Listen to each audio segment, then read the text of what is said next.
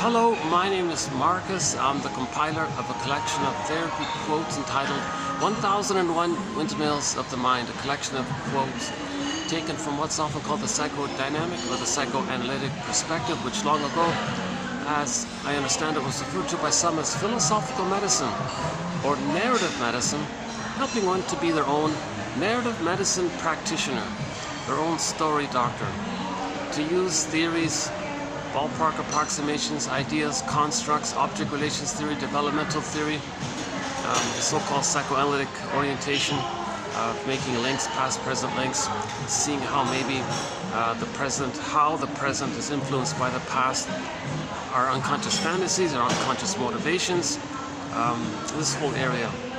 And if there's trauma, how does that influence us? And how does that make us have some kind of neurotic pattern in life?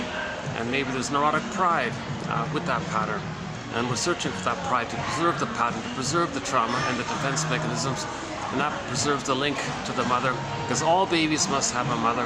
All babies must attach. And they'll attach even at the cost of living a dysfunctional life. And dysfunctional living, Morton Keysen in 2291 and 2 says, yeah, that connects you to the mother.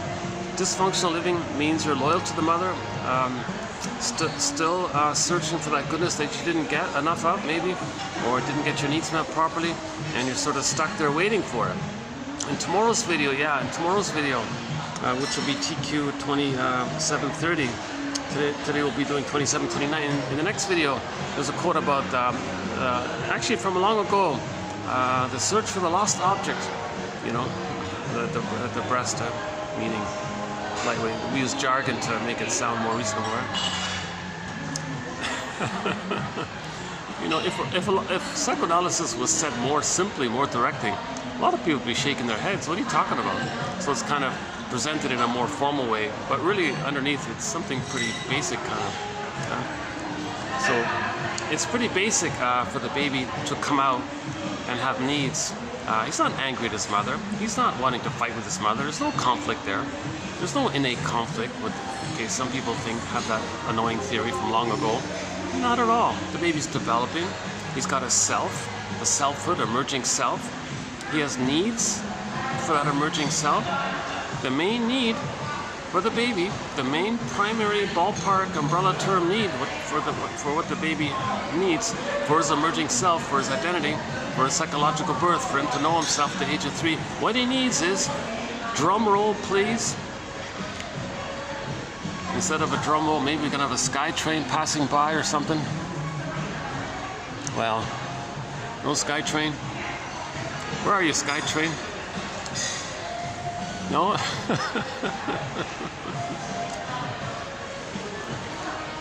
Well, let's imagine a sky train passing by.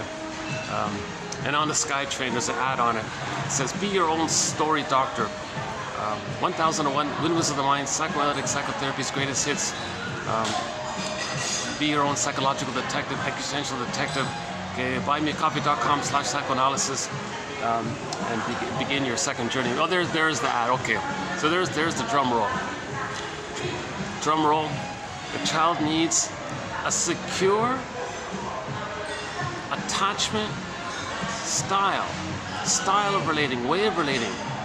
The way of relating between the mother and the baby, it's secure. Not just about food and changing the diapers and basic safety. Think about what's his name? Maslow's hierarchy there. Child has all kinds of needs. Emotional feeding, to be seen, mother's presence, her attitude towards the baby. Does the mother accept him? Then he'll accept himself. Does the mother soothe him? Then he'll soothe himself, because the baby's laying down neural pathways by the interaction with the mother. Human connections lead to neural connections. The baby wants to lay down a normal neural pathway connection with the mother. So that's what the child needs. The chance to lay down normal neural pathways by a positive interaction with the mother, called a positive maternal experience, in what's called a positive holding environment. Okay, or in a friendly way of saying it, the child needs extended paradise. The baby's in paradise in the uterus. When he comes out, he needs an extended paradise. Just the two of them, mother-infant dual unity. Okay. Mother meets the baby's needs automatically, just as the baby's needs got met automatically when he was in the uterus, in the womb. in the extended social interpersonal womb. So the first 4 to 5 months is considered kind of extended womb. Underappreciated point. Margaret Muller her followers sort of elaborated on her work. The baby needs an extended social interpersonal womb for the first 4 to 5 months. That's sort of like the foundation for the child's development, that he gets his full egg need, like womb needs met. The womb needs. Okay, the first 9 months in the uterus, that's in the water world. But when he transitions into the land world, he needs an extended womb. So the womb life is roughly what, 12? Yeah, 12. No, what's 9? So 13 and a half to 14 months. So the child needs 13 and a half to 14 months of just the two of them. Mother's attuned, mother's in sync, mother's there, mother's present, rhythm of safety. Everything's according to the baby's needs. And in no way, shape, or form should the mother ever, like when the baby comes out during that time, in no way, shape, or form should the mother use that sacred power of her motherhood on the baby and somehow have some ideas. Hey, the mother has all this power, and the baby's going to lay down neural pathways and belief systems and injunctions and set beliefs by the interaction. Now, some mothers may feel an immense temptation where she thinks, you know what, I didn't get my needs back then. You know, I can brainwash this child to be dependent on me, respond to me, and do what I say, and respect me, and see me, and follow me, and never let me feel alone, and be there for me, and kind of parentify the child in effect. Okay? So the mother's using the baby to meet her unconscious needs. Like, whoa, so she's using the baby like as almost like a parent to take care of her, or she's setting it up kind of thing. Okay, that's a severe trauma for the baby. Okay, that's a severe misuse of the mother's power. To exploit that power in that manner. If that happens to the child, his golden ball goes down the well, locked in a cage. Iron John story. That child freezes up, has emotional hypothermia.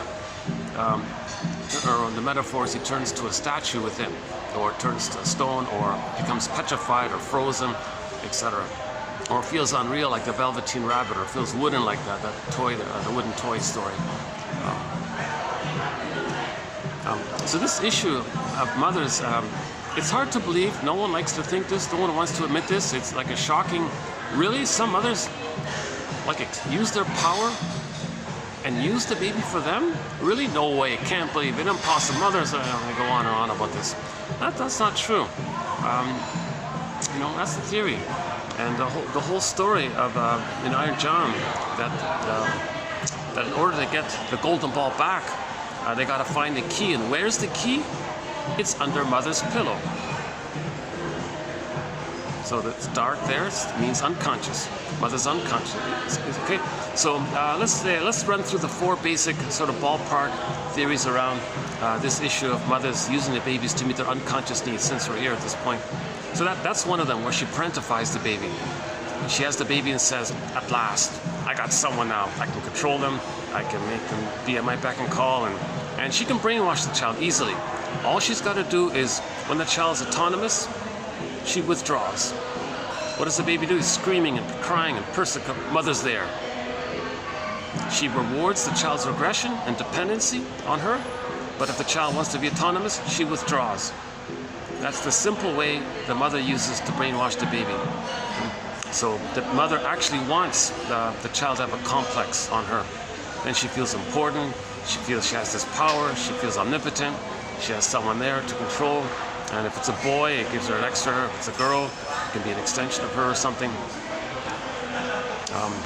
Yeah, it's Sunday. They extended the Sunday brunch. I used to close at 3. I got here at 3. We extended it to 3:30. So it's still going. It's still in full force here, the Sunday brunch here. But maybe it's okay because the noise is drown out my voice kind of thing.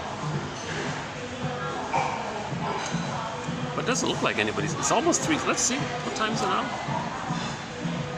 Oh, it's 3:12. Huh? Yeah.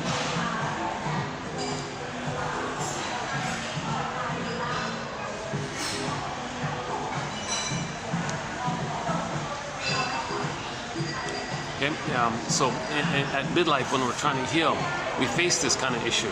It's called the greatest hurt of all. Mother failed me. She failed to provide a secure attachment style. She failed to be a good object for the baby.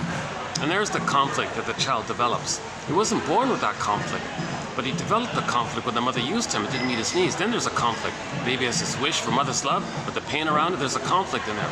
And there's the hostility, the conflict, and the love and hate towards the mother. He exaggerates it with his imagery and puts it in. Now it's bothering him, and it affects his relationship with others. That point I'm making now will be in the next video. Yeah, I just found that quote by Jeremy, what's his name, Tembling or something. Just came across it. Yeah. Today's batch. Yeah, it's okay. Yeah. We'll do some sort of some solace kind of basic, some good solace kind of basic kind of quotes that covers some projection and transference, okay, repetition, compulsion, acting out. So we'll add a new quote to our thread on acting out. One about dreams, and what else? And oh yeah, a new one here. I'll save it for later. And yeah, and about attraction, like romantic love. One about that. And there's one cartoon in here. Well, reference to a cartoon. Oh, the dreams one. Yeah, okay. Okay, so it's not too heavy a load. It's a solid load. Yeah. So what I'm talking about is here. So in every video, not sure how well it's showing up. We roughly do this much worth of material in every video. Okay, that's about. Let's see. Yeah. So we'll be doing this today here. Roughly 10 minutes worth of reading. On average, there are 10 quotes per video. Let's see, today there's going to be 1, 2, 3, 4, 5, 6, 7, 8, 9, 10, 11, 12, 13, 14, 15, 16, 17. Yeah, okay. So my sincere hope is that one out of each batch, or roughly 1 out of 10, will be of interest. It may just be intellectual insight, but that's okay. Let it incubate. Let it be like a little nest. Let it build up or something, and add some more little nests. And then maybe on its own, it happens naturally. The emotional, the intellectual or emotional or cognitive insight or intellectual insight, it may finally lead on its own accord into emotional knowing. So we're looking for that emotional knowing. That's where the healing is, the emotional knowing. But first we need the intellectual insight, then the emotional knowing. That's the yang and the yin. Okay? So in the nest, then there's an egg. Okay? So the bird builds a nest, then there's an egg. Potential, feeling, new life and all this, right? And in the egg there's the firebird. You hop on the back of the firebird, it comes into you, the emotional knowing. So hopping on the back of the firebird and flying up, that's like the emotional knowing, you're feeling it, your full feeling coming back to yourself. That's emotional knowing. Right? So again, psychoanalysis looks for an egg in a basket that's missing. Okay, so first weave the basket, just like the bird, weave the basket. So we now have 10,000 quotes to that end. 10,000 little twigs and leaves to weave this basket. Okay, 2,000 pages like this. 2,000 pages like this, single space, 2,000 pages. That's pretty good. You know, and these are like the best quotes from hundreds, I get maybe thousands by now, of authors. Just to give you some context of the value of this, Mr. Freud himself wrote 7,000 pages, his collected works, right? 7,000. And you know, that's in German. Forget about the English. Who cares? You know, we don't include the English quotes. So unless you read German, what's the next best thing out there? Well, why not the best of everything that's been written post, like in the recent decades, right? That's what we have here in 1001 Windmills of the Mind. I'm very excited about this collection. We have 60 threads, topics, chapters on the go currently.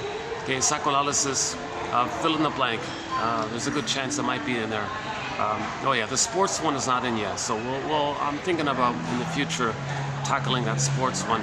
Not much material about that, but we do have some preliminary ideas in that area. But we'll have to say that we got music, art, all the defense mechanisms, personality patterns, prejudice, emotional eating, miss some psychological interpretations, and miss some fairy tales. We've got a thread on psychologically minded TV show and film quotes. That's a fun one. Actually, we even got like on a lighter end self-help exercises and quotes on how to make an I statement, a sort of self-soothing kind of exercise just to get you through a rough patch. We can't always analyze ourselves kind of thing. Sometimes you need a break. Okay, just take a little breather kind of thing. So we got that self-help thing. Oh, well, you can't see it, but there's a couple of pigeons. Well, you can't see it, but on the in between the post or the column and the SkyTrain track there's some. Oh, there he goes. There's some pigeons. Yeah, the pigeon is the latest companion animal added to our collection. I mean, we have some companion animals and birds to accompany us here in 1001 Windmills of the Mind. The pigeon is one of them now. In part because we got a pigeon joke. Should we do it quickly? There was this lady. She was holding on to her youthful dreams to be successful in all this, and she never really resolved that. Like, she was still in that kind of narcissistic kind of it's all about her, she has to be number one, and looking for the good breast, looking for perfection, looking for stardom, looking for fame. She was sort of in that kind of ambitious, youthful, the traditional youthful ambitious kind of thing. But she was getting older, and she didn't want to face that she's getting older and she didn't become successful kind of thing. But she didn't want to mention it. She didn't want to say it directly. But it was kind of a little bit obvious in that area. So she heard about this reincarnation. So she wanted to feel important. Well, if there's reincarnation, I can keep on trying, and I don't have to admit my mortality. I don't have to admit that it wasn't successful, that kind of thing. So she asked a New Age comic. He calls himself a New Age comic, a guy named Steve Behrman. We have a few of his quotes. As part of our humor, so the pigeon joke is part of our humor thread. Oh yeah, so one of our chapters is the psychoanalysis of humor, very important one about humor. Oh, very informative. That's also a very informative thread, interpreting jokes and all this. Prejudice, another major thread. Okay, back to the pigeon story. So the lady asked the comedian, hey, tell me about this reincarnation thing. And he said, quote, it's funny how things work out. I once knew this guy who wanted to be wealthy during his lifetime. He was reincarnated as a pigeon and made a deposit on a BMW. And she felt safer by the recognition. So the previous tension was, what he said kind of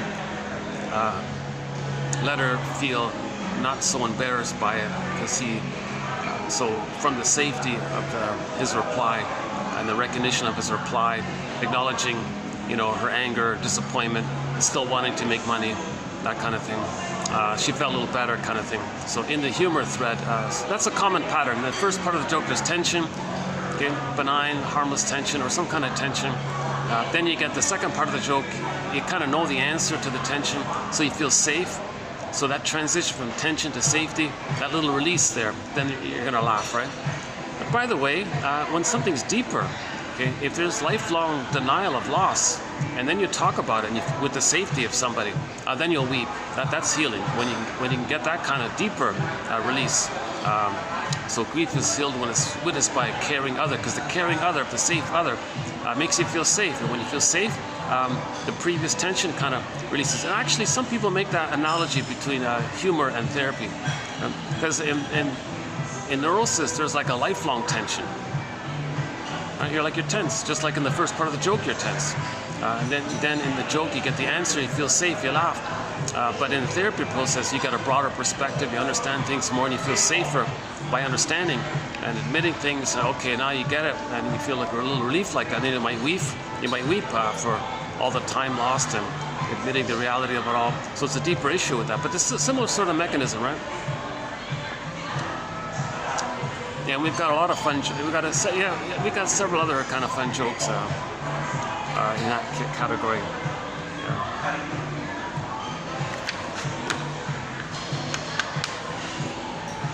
never thought much about pigeons, to tell you the truth, until that joke came along. Oh, let's include, and I see them all the time, so let's include it there.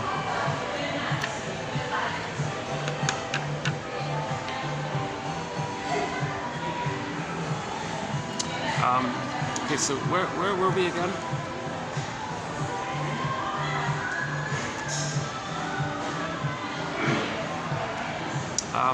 So we're talking about that the child. Okay, keep this throughout in mind in the backdrop.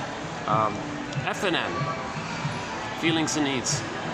People, it sounds obvious when you hear it. You're gonna, why he's saying such an obvious thing? We know this. Well, let's pause for a minute. Maybe not. FNN, feelings and needs. So just in general, when the baby's needs are met for his identity, his emerging self, child has an emerging self, he has needs for a secure attachment style. Okay, reverie, mother's attunement, mother's positive regard, mother's soothing, okay, mother's attunement, etc. If his needs for the extended paradise are met, he's going to feel pleasant. So he'll feel normal, he'll feel what he's supposed to feel, happy, being one with the mother. So that's the normal state of affairs, that he feels safe with the mother, he's getting his emotional needs met, his developmental needs met. So when needs are met, he's going to feel pleasant. Okay? So if the child's needs are unmet, okay, he's going to feel distressed. So the pleasant feelings, or the feeling self, okay, the golden ball, the vibrancy of the feelings, okay, in the Disney film Inside Out, got zooped away, frozen, lost in the unconscious, down, up that tube, down into the brain, so it's lost. It's called repression. There's Emily Dickinson. There's a pain so utter.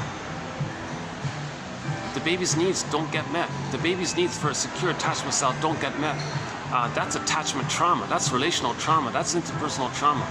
Okay, there's a,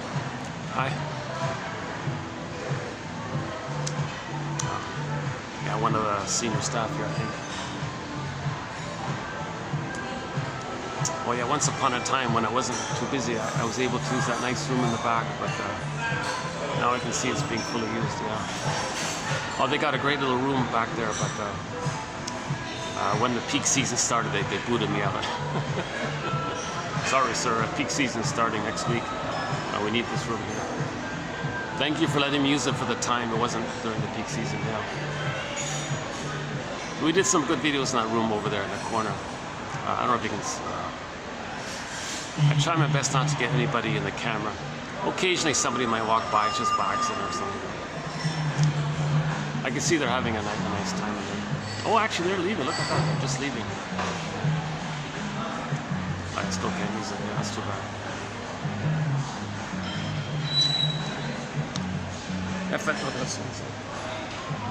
FNN. Okay, feelings and needs, right? Huge contribution by the self-help author, a guy named Marshall Rosenberg. That's sort of his sort of lifelong campaign. Actually, so I first kind of appreciated that through him, actually. Like he teaches people how to make I statements, and when you're making an I statement, you know, something triggers you of an old childhood fear. That old childhood fear, something that triggered up from your childhood, it's related to an unmet need in the feelings you felt. That's what's coming up, and you share that vulnerability to the person in the present. That's called making an I statement, basically. So if the child's needs don't get met, okay, that's called interpersonal trauma with the mother. Baby's very tender, very sensitive. He's so vulnerable, and you know, if the mother's not there, if the mother's hurting him, he's overwhelmed. Joy and sadness get zooped away. What's left? Mainly the stress response. So the feeling self, the I feel therefore I amness, the psychological self, the ontological self, our embodiment, our sense of self, or who we are within, our connection to ourself, our psychic house, our soul castle, all this embodiment feeling within the body, and from the connection to ourselves, the golden ball, the vibrancy of our feelings emanate, wide range of feelings, needed feelings, appropriate feelings, the quote-unquote more human side of being human. Karen Horney says we live to the extent that we feel. So this whole feeling self, the golden ball, etc. Again, Emily Dickinson, there's a pain so utter. That's the trauma. That's the attachment trauma with the mother. She failed. She traumatized the baby. She failed. If the mother traumatizes the baby, oh come on, she failed big time. Right?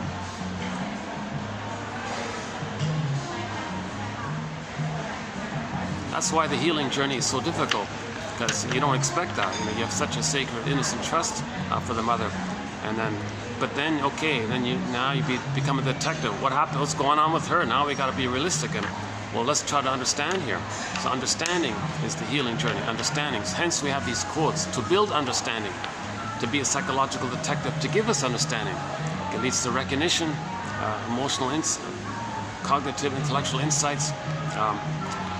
So there's the understanding finally leads to empathy for self and other, and then now you're moving towards the sector. Somebody, this guy keeps passing by all the time. Oh, there's one guy in there. He seems to be an unhappy camper, always running around.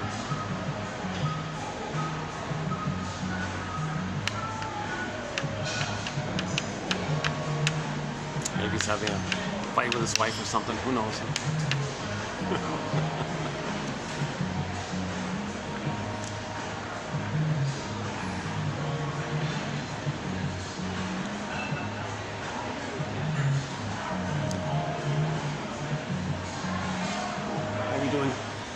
How are we doing here with the lighting? Maybe I can move back a bit. Hold on a second.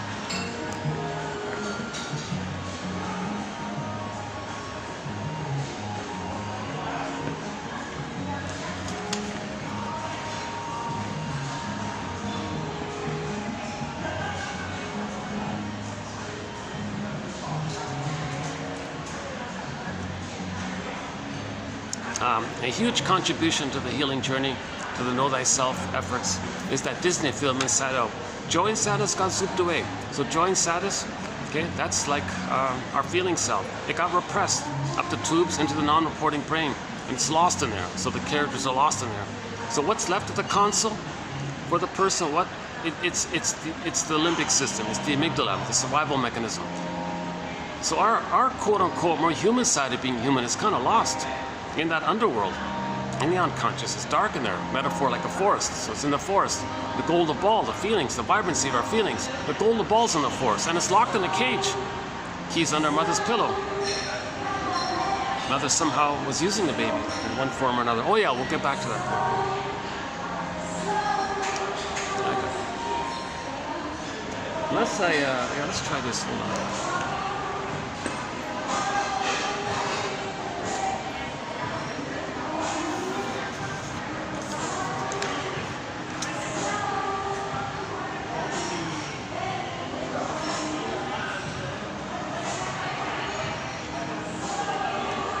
How's that? I might get somebody walking by in the background, right? Let's try this time. Well, okay, should be. If he does walk by, I can sort of block it right now. Actually, when I cool off, I notice the fourth floor, the event is over. So it's nice and quiet up there. But there's no AC. I gotta cool off first. See, my issue is I get here. It takes me takes me a fair bit of time to get. I'm drenched in sweat, but I don't want to wait an hour, 2 hours to cool off. And then it started to get dark already, and there's no light around here when it's dark.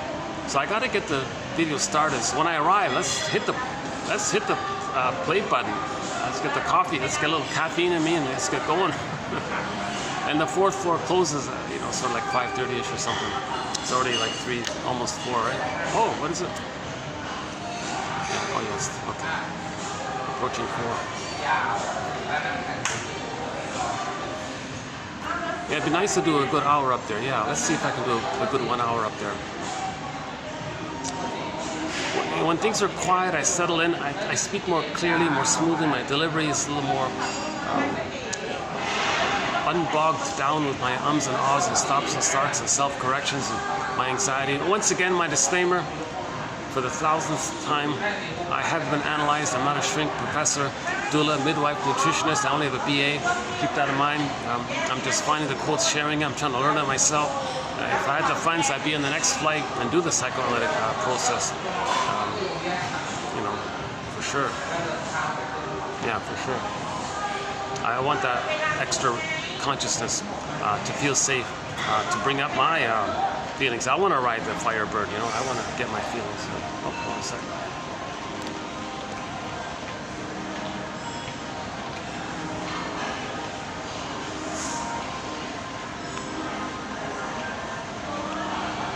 Okay, yeah, so for the price of one of these things, one can have this Encyclopedia of Insights. Link is below.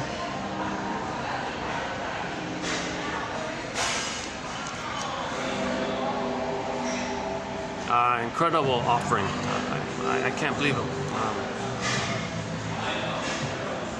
A few people were smart enough to, or I mean, caught it, recognized it. So I would, you know, to do a print on demand, it's very expensive to do like a print, like a physical printout. It is nice to have it printed out. I'll admit, it is really nice to have it like on pages. But the next best thing is to have a digital copy. And I think everybody over 40 can benefit from having this resource and just skim around, read the quotes. And you know, Robert Bly says, read psychology every day for 10 minutes. So if one were to do that, they might get like one good quote. We have 1,000 videos here, so one hopefully can get one good quote out of the 1,000 and create their own customized 1001 Windmills of the Mind. Because this healing journey, it's unique for everybody. Everyone has a unique little basket. We're all unique like that, right? The commonality is that we're homo traumicus, but the basket's a little unique like that, right?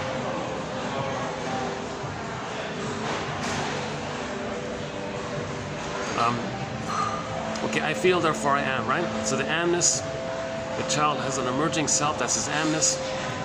And if the amness is there, there'll be a feelings. The feelings will, the golden ball will be there. So the main animating emotion for a person in normal development is that joy runs the console. The serene, inexhaustible fullness of being. I feel, therefore I am.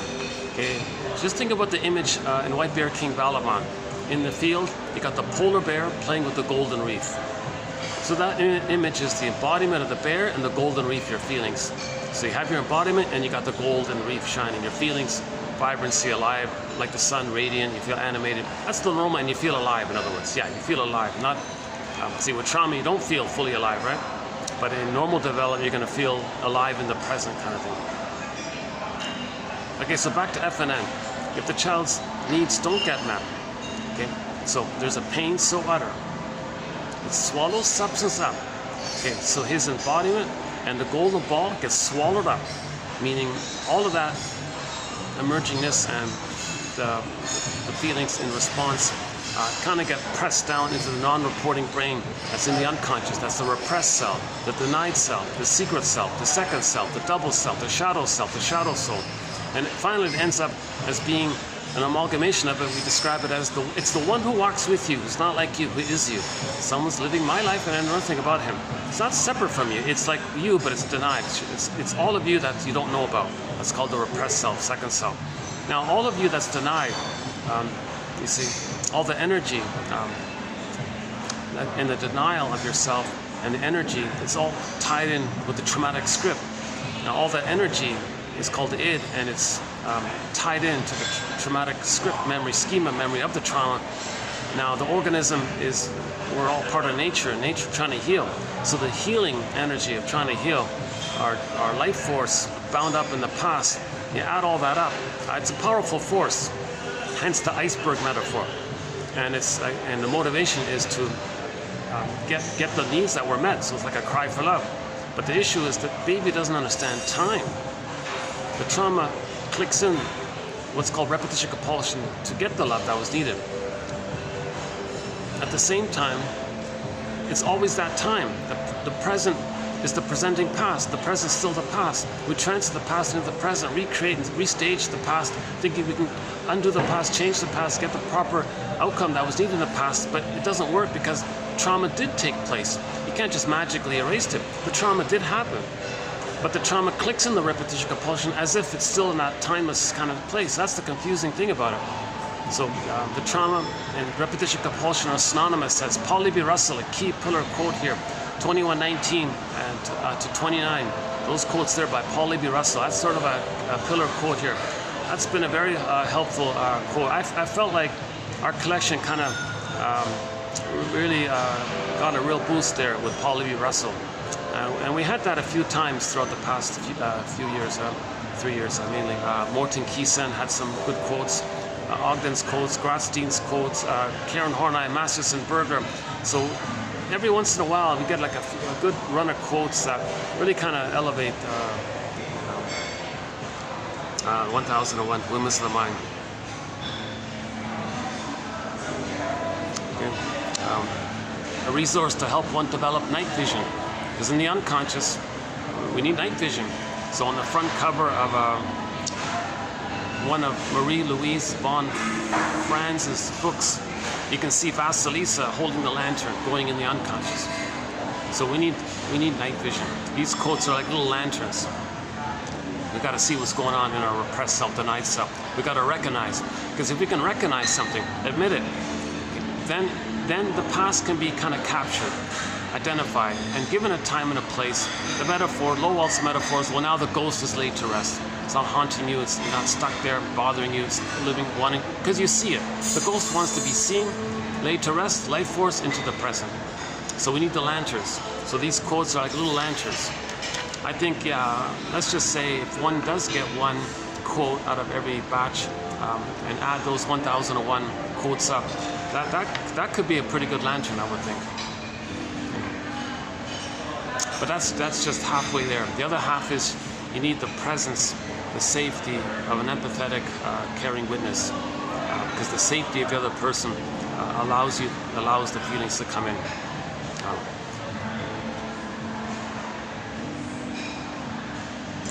Right. Okay. So again, joy and sadness got zooped away. That's the more human side of being human, related to our identity, our psychological self. So put it this way: the baby comes out of the womb. Hey, mother, here I am. You know, I need a parrot. I came out too early. I kind of need like an extended, continuation of that with you. Can you provide me like an extended paradise? Just the two of us, just for 4 to 5 months. Can you do that, mother? Just for 4 to 5 months? That's not too long, is it? Come on, mother, I need a paradise with you. I need your presence and reverie, and I'm laying down, and you're my whole world, mother. You're my whole world. So I'm gonna create a mapping and my understanding of the world by you. And that's gonna be like a blueprint that I'm gonna use to go through life with. So please give me a normal interaction with you so I can live normally in the world. And I wanna feel safe with you, to know that you're a person, I'm a person, and I can know myself, and I can know that you're a person, and you're a person, I'm a person. That's normal. I need that kind of normal development. I need to see the three-dimensionality of things. I gotta recognize things. So come on, mother, provide a positive maternal experience here. If the mother's misattuned or malattuned, doesn't get it, not around, using the baby, or maybe she's actually maybe she's repeating her trauma, where she shames her own baby to communicate that she had been shamed. Repetition compulsion. She's doing to the baby what had happened to her with her grand fantasy that she can change what had happened to her. So that's intergenerational trauma like that. So she's using the baby to that fantasy. So that's another way the mother uses the baby. So, mother, no, don't see me as you from long ago, and don't imitate your mother and treat me the way you were treated, thinking that somehow it's you're gonna get healed from my grandmother. Come on, mother, don't do these kind of things with me here. So, mother, I have these needs for a secure attachment self, for my emerging self and identity. If the mother's misattuned, malattuned, and all this, okay, so the needs aren't met, joy and sadness get zooped away. Emily Dickinson, there's a pain so utter, it swallows substance up. Now, when the substance gets swallowed up, okay, his embodiment, his soul, it's repressed, it gets hardened. Hence the idea of something in a myth or fairy tale turns to a statue. So he's going to emotionally feel like a statue. So the most recent image is the Faithful John story by the Grimms. Robert Bly also tells it.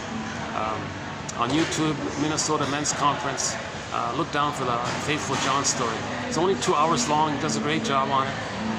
Okay. So Faithful John became a statue, meaning a person's embodiment feels hardened, turned to stone like that. Okay, maybe we can play that Jeff Lynne song, Turn to Stone. Usually it's freezing, petrification, feeling unreal, and so on. So that's a pain so utter. The trauma creates the freezing inside. He can't know himself. He can't admit that he has needs. The mother's not going to meet it. Now, when the baby was crying about FNN, needs unmet, he's crying. So now the baby's crying, and the mother gaslights him. Double insult. So now now he's afraid to express and communicate the signal in distress that he's not getting his needs met. It's bad enough that the mother didn't meet his needs. Maybe she can correct it. We forgive her and all that. Okay, but to get to a place where the baby has to cry, and then still the mother doesn't get it. What are you crying about, baby? Come on, toughen up. Don't bother me with your crying. Whoa. Or just ignores it. What do you ignore me for? I'm in pain here, and you're ignoring me. She's like a cold refrigerator, mother, plastic bottle or something. She's not around or something. Okay, whoa. Okay, so everything freezes up inside. That's like putting your soul in cold storage. So that's like for safekeeping. You put your soul, so that's the freezing effect called emotional hypothermia. Okay, or turn to stone or statue or freezing, or a good image is the woolly mammoth in the block of ice. The woolly mammoth in the block of ice. That's a pretty good visual for emotional trauma. It's there, it's in cold storage, he's frozen, and we're stuck there. And we create coping strategies to keep it like that, because we don't want to remember the original pain. We create this neurotic pattern that keeps it repressed, that keeps it frozen. We go through life feeling frozen. And then finally in midlife, a person says, something's missing here. And then we got to look at those patterns, the neurotic pride around the neurotic structure that's keeping it frozen. Because we want to get back our I feel or verhältnis. If we don't have our I feel or verhältnis, that means joy's out of the console. That means we're not enjoying the present. We're dwelling in the past. Okay, so when joy and sadness got zooped away, okay, the stress response, the amygdala. So first was the fear. Okay, the flight response to stress, the fear, the flight.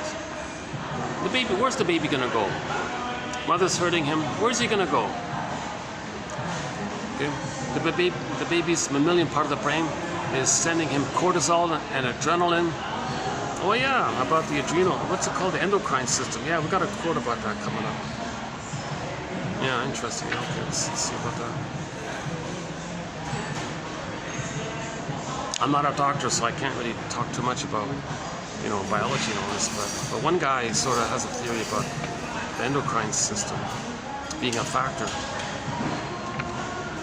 Anyways, secreted into the child will be stress hormones, but the child can't flee. Then the limbic system, or the glands and the limbic system, the amygdala and all that whole so-called mammalian part of the brain is going to say, oh, come on, baby, flee, get out of here. I'm sending you these stress hormones. Your mother's dangerous. She's threatening. It's not pretty scary here. Get out of here. Flee. Go. Take off. Get on a bus. Get on the SkyTrain. Get out of here. Find another mother. Go to a foster. Get out of here. She's hurting you. She's dangerous. Baby's saying, what are you talking about? I have nowhere to go. I have no motor skills. I can't walk, crawl, run. I can't pick up the phone, ask for help. I can't turn to anybody. I'm helpless and powerless here. I'm kind of like, okay. Then the mammalian part of the brain says, okay, now it's like in the animal world, right? Oh well, you're like a trapped animal. You're in a corner like this. Well, I'm going to send you more stress hormones. The baby says, the baby human says, what? I just said to you, I can't flee here. I can't flee. What are you sending me more stress hormones for? Well, then it's like you're cornered. So the whole revving, I don't know. And then the baby, well, now you got to fight with the mother, because you can't make it on your own. You're being hurt by her. You gotta have a positive stability or some kind of safety with her. So you got to fight with her to that end. So come on. So the amygdala sends the baby, the glands or whatever, secretes into the baby more adrenaline, stress hormones, and cortisol. So the baby's going to try to fight with the mother. So he'll cry and maybe bite the nipple. Yeah, by the way, when the baby's biting the nipple with his gums or whatever, first of all, one point is he doesn't at all recognize that he's hurting his mother, that the mother has feelings. So that part, keep that in mind later on in narcissism, when they don't care about other people's feelings, lack of empathy for no recognition for other people's feelings. It comes from that place when the baby's biting the nipple. He's not in a place of recognizing or feeling any kind of feeling for himself or for others. He doesn't have that mutuality yet. See, in the narcissistic pattern later on. That's why they don't care about others, lack of empathy. It comes from this breastfeeding issue, or the baby's biting. Now when the baby's angry and he's biting the nipple, he's in a place of thinking he's got to somehow fight with the mother, I mean obsessively try to come. So this obsession issue comes from here as well. People who are very obsessive, micromanaging and all this, or the bully pattern even, or various forms of it, it may come from this kind of area. Where the baby has a fantasy, he wants to control the breast. Come on, mother, be stable. He wants to hide her.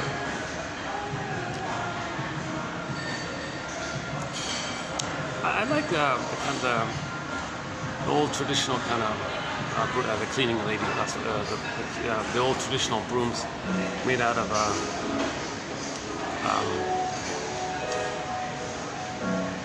I don't know. It's like an old style broom or something, but it still works functionally very well. It probably works better than modern brooms, I guess. Synthetic material. Like they use natural straws, I guess, in the bristles of the broom. Yeah, somebody said the very first colloquial term for psychoanalysis is chimney sweeping. What's her name? Bertha or whatever. She was like the first sort of official client of Mr. Breuer and Freud. You know, I'm talking about, I feel like I cleared something out, like a chimney sweeping or something. I feel like I moved things along or something. Not a very good metaphor, but interesting, a little just trivia. So where were we? Oh yeah, so back to the dialogue between the baby's mammalian part of the brain and the baby himself or herself. So the baby's saying to their own brain, okay, hence part of the reason why it's called defense mechanisms. The baby's in defensive mode. He's defense, like the mother's hurting him. He's got to protect himself, kind of thing. Not only from the abusive mother, but from his own brain. You know? So he's got to do psychic defenses. So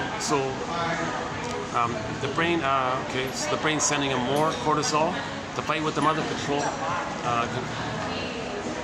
Sorry to be about him. Well, they all look satisfied. Just had a full Sunday buffet.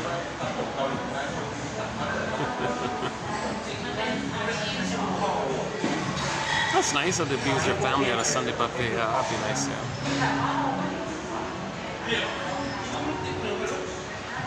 Hold on a second.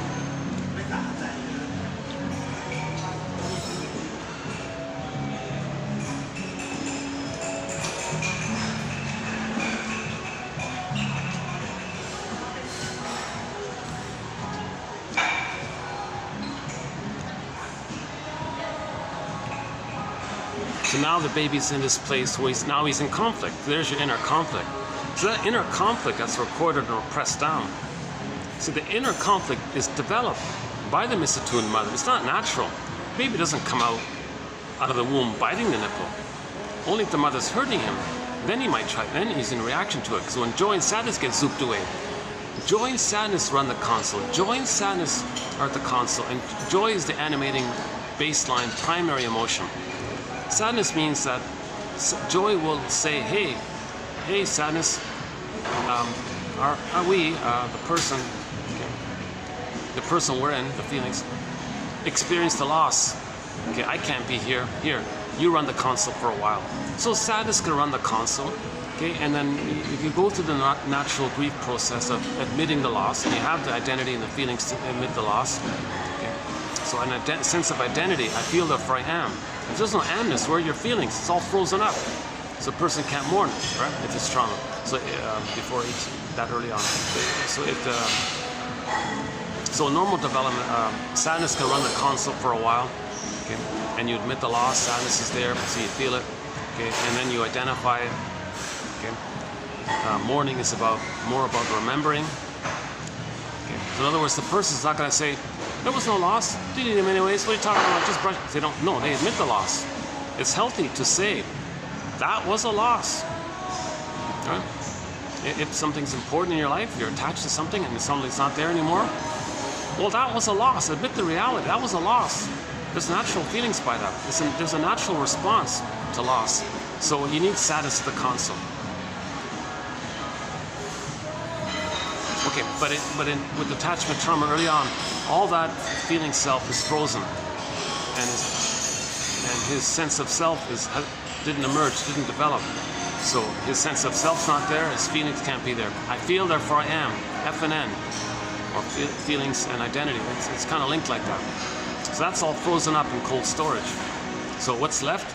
Okay, now he's in vigilance. Now he's like, the amygdala is kind of, okay, in the Disney film you can see it, angers at the console. He's sort of running the show, right? Like he's the boss or that kind of thing. That just means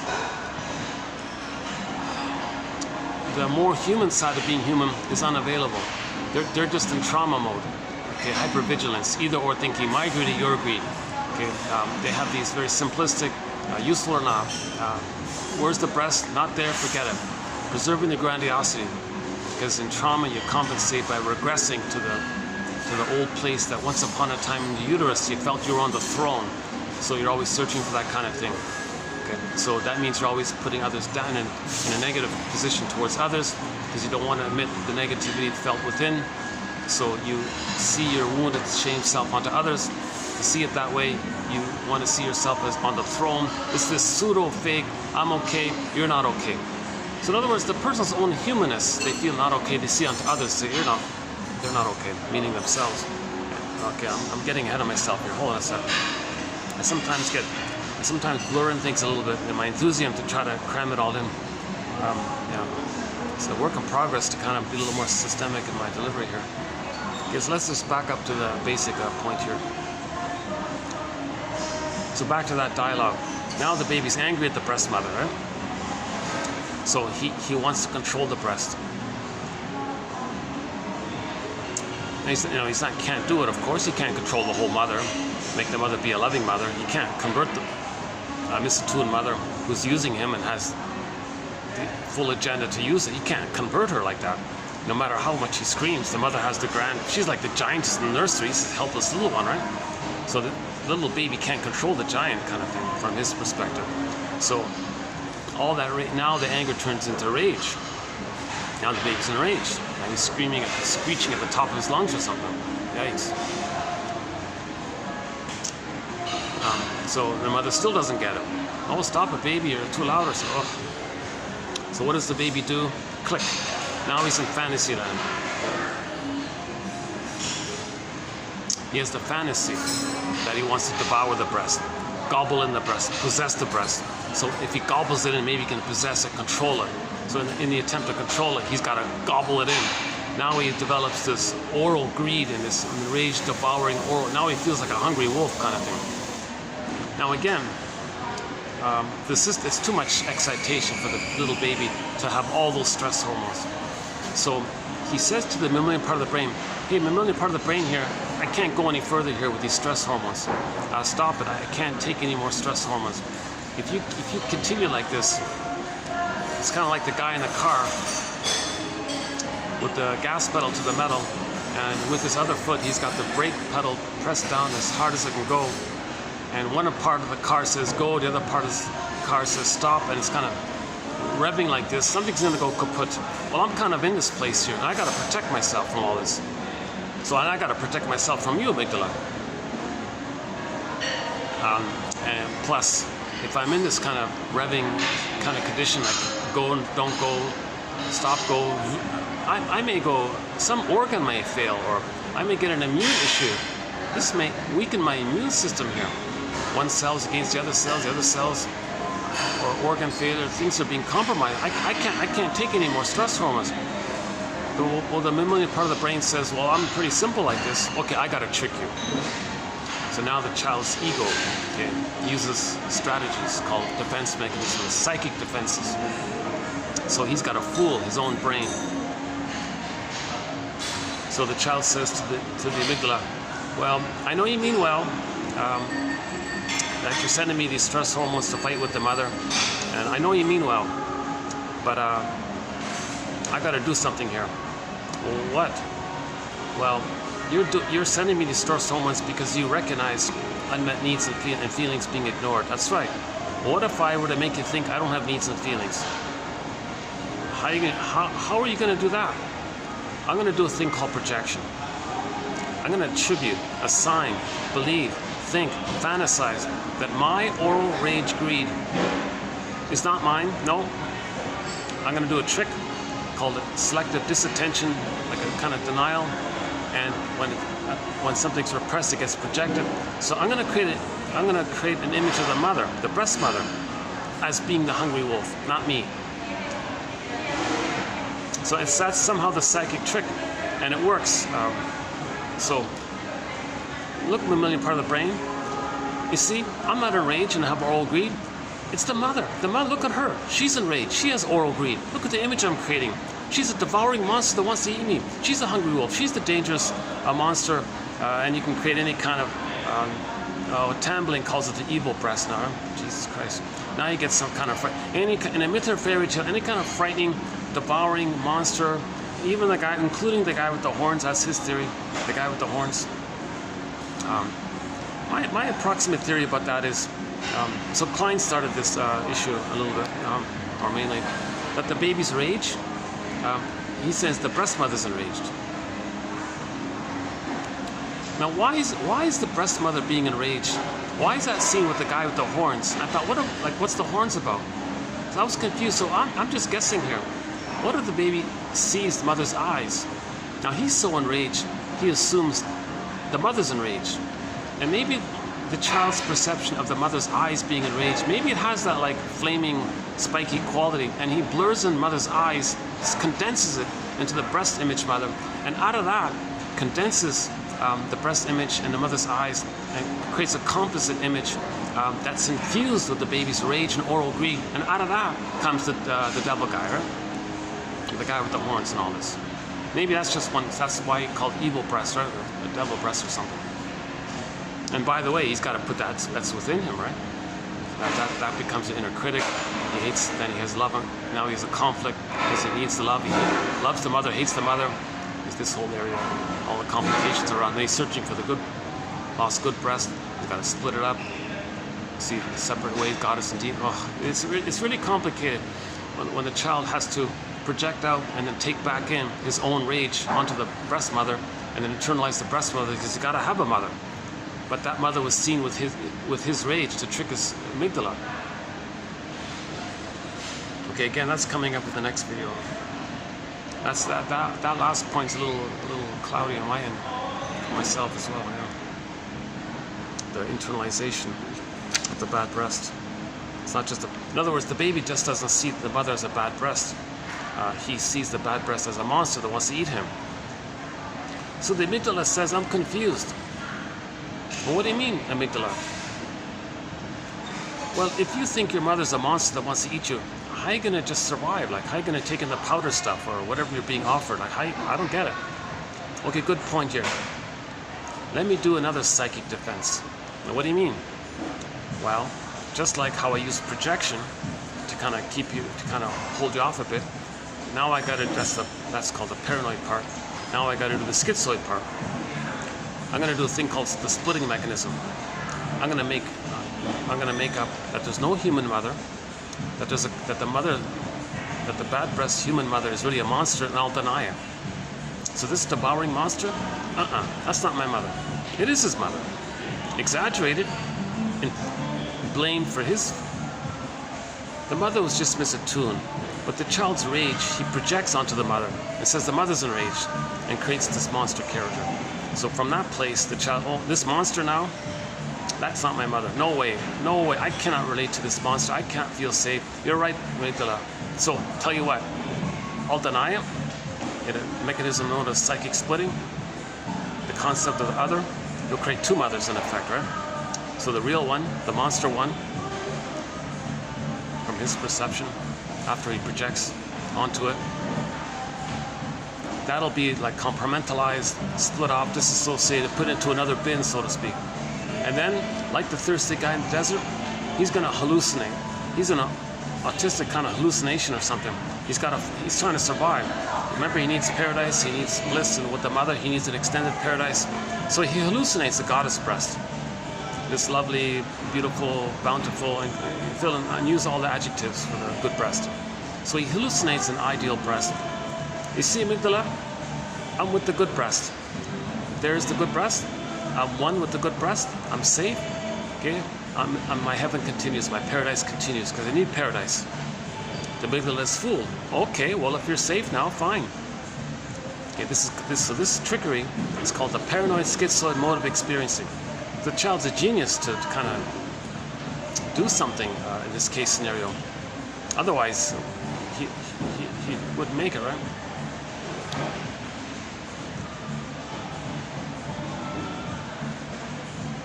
Now it comes at a huge cost. At the same time, it's just temporary. It can be just temporary. The mother's got up until the age of 3 to change her ways, you know? Because the baby's brain is so malleable, she can easily kind of rewire things to a healthy place if she's more loving and frustrating and corrects her ways kind of thing, right? So all babies may briefly begin in the beginning with this thing called the paranoid schizoid mode of experiencing. Okay, paranoid. No, the mother's not a monster. Schizoid. No, the mother's not like a goddess or demon and they're two separate entities.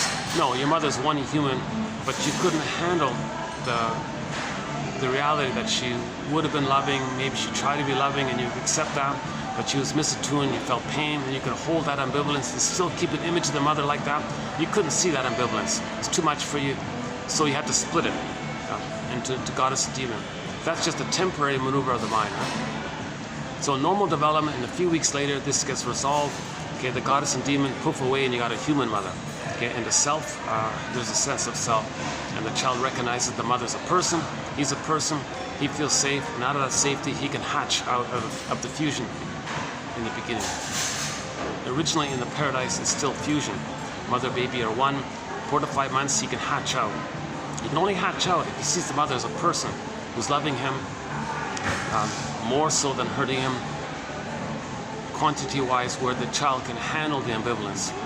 So the pain with the mother can't be too much that takes away any kind of positive qualities of the mother.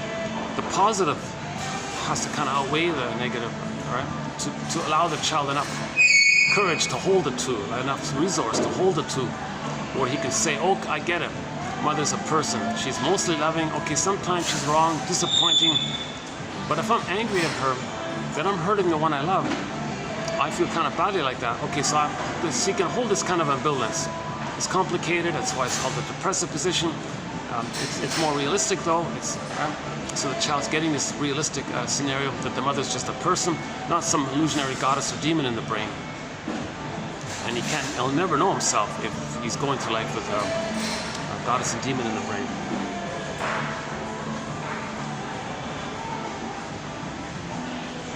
I'm finally starting to cool off. Yeah, Jesus Christ. It takes me a long time to cool off.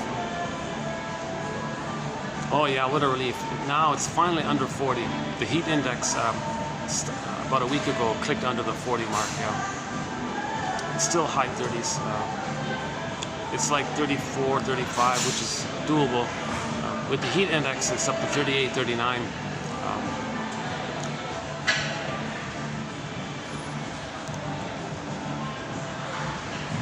Hold on a second. Give me a minute here.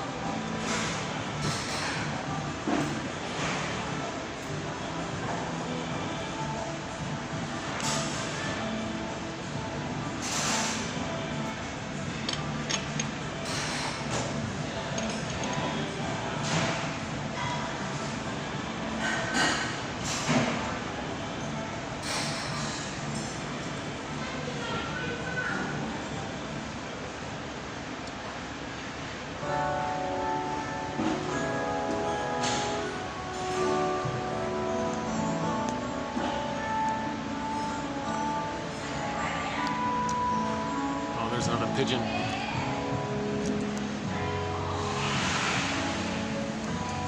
Yeah, in Italy they have all these pigeons on people right now. Venice or something. Oh yeah, let me go off on a side tangent for a minute before I forget. I just saw an episode of the Danny Thomas Show from the 50s, season 10. Episode 20, Charlie the Tiger, that episode. Hold on a sec, okay. Remind me to go back to it. I want to sort of finish this point. But I want to make sure I don't forget it. Somebody remind me.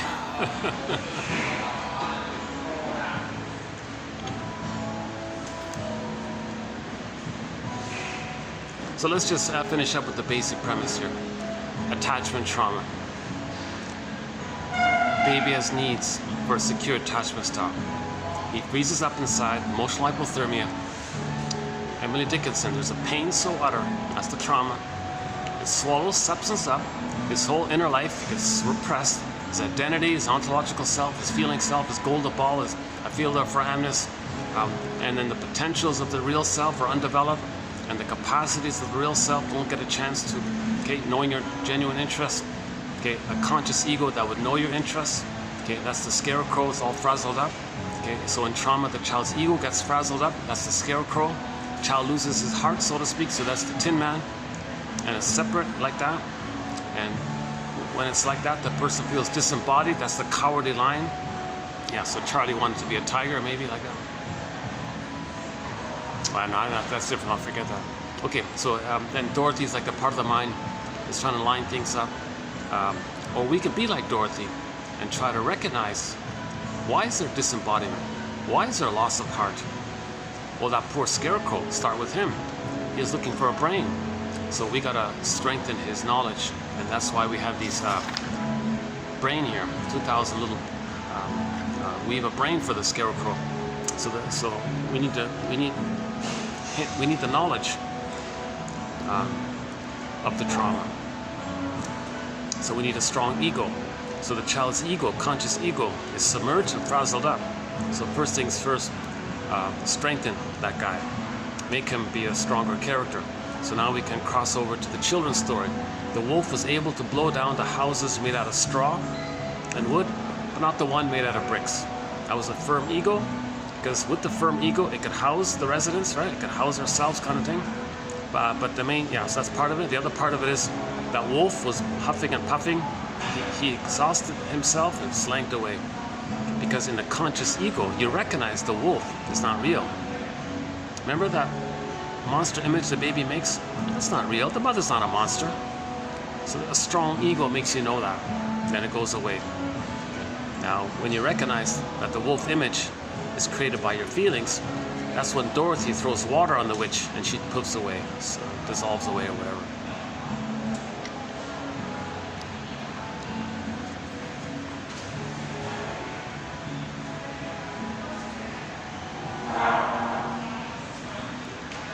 Okay, so this is the issue here. How do we heal this trauma? Okay. How do we heal attachment trauma? Because if there's attachment trauma, okay, yes, the person can develop in other ways. They can still get 10 PhDs, 10 awards, 10 medals, 10 billion, 10 million, whatever. They can still develop these kind of other areas. But we do to the extent that we feel. Yeah. We feel hollow or empty for doing that, and our emotions are frozen in the trauma. And then to make things matter, to make things complicated, those 10 PhDs may be like a mask, or are used in a neurotic pride to maintain the repression, because we're so afraid to know what's going on with the trauma. It's a real quote-unquote curse that mothers inflict on babies when they do this to their babies. So now women are victims of their mothers too. We're not talking about sons and mothers. Daughters are victims of their mothers too. That's called the electric complex. So I mentioned in the last video. So we got to heal this intergenerational trauma, and so we got to start somewhere. So consciousness, and then the emotional knowing, and then mothers can love their babies and not repeat onto them and use them in some way.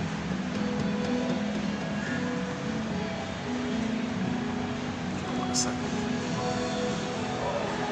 How's this? Okay, oh, that's a little better, right? I never want to use the back pillows because sometimes I'm a little sweaty in the back. Oh yeah, this is a good time now. All the guests gone. Okay.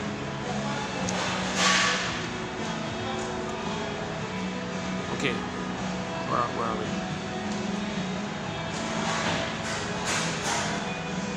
So that's the famous split, right? The emotional life is frozen. Okay, that's called stunted development, arrested development, developmental arrest, a fixation of this inner life.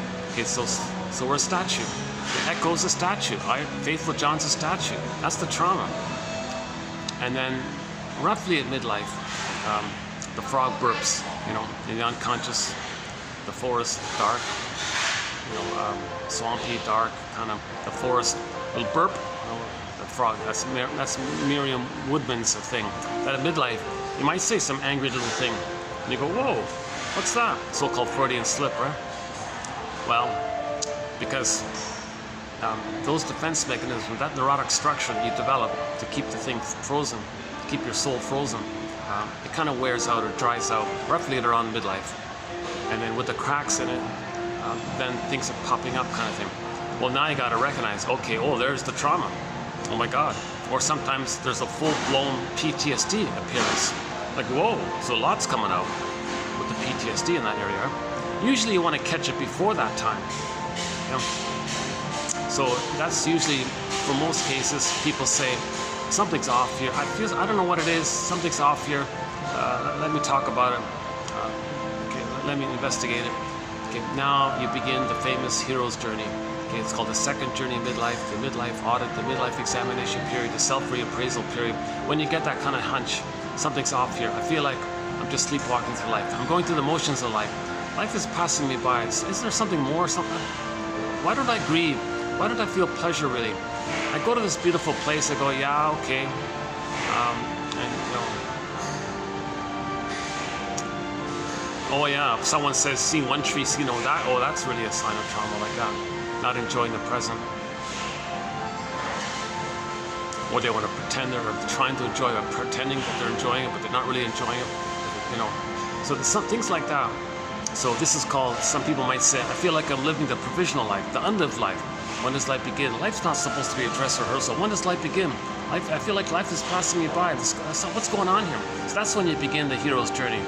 This usually, this inkling, that's like the first inkling of the trauma. When you say those kinds of things, then you begin the second journey midlife. Okay. You can start with the Enneagram. You can start with the comic psychoanalysis. Dark Horse Publishing, very good place to start with psychoanalysis. Karen Hornight's book, Our Inner Conflicts. Robert Bly's audio on the shadow and the shame and all this.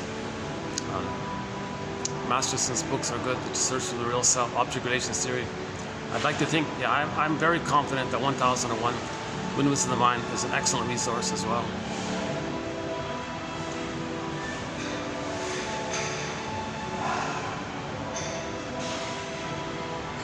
All the self-help stuff, it's like a little teaser or something. You never, then you gotta go deeper, right?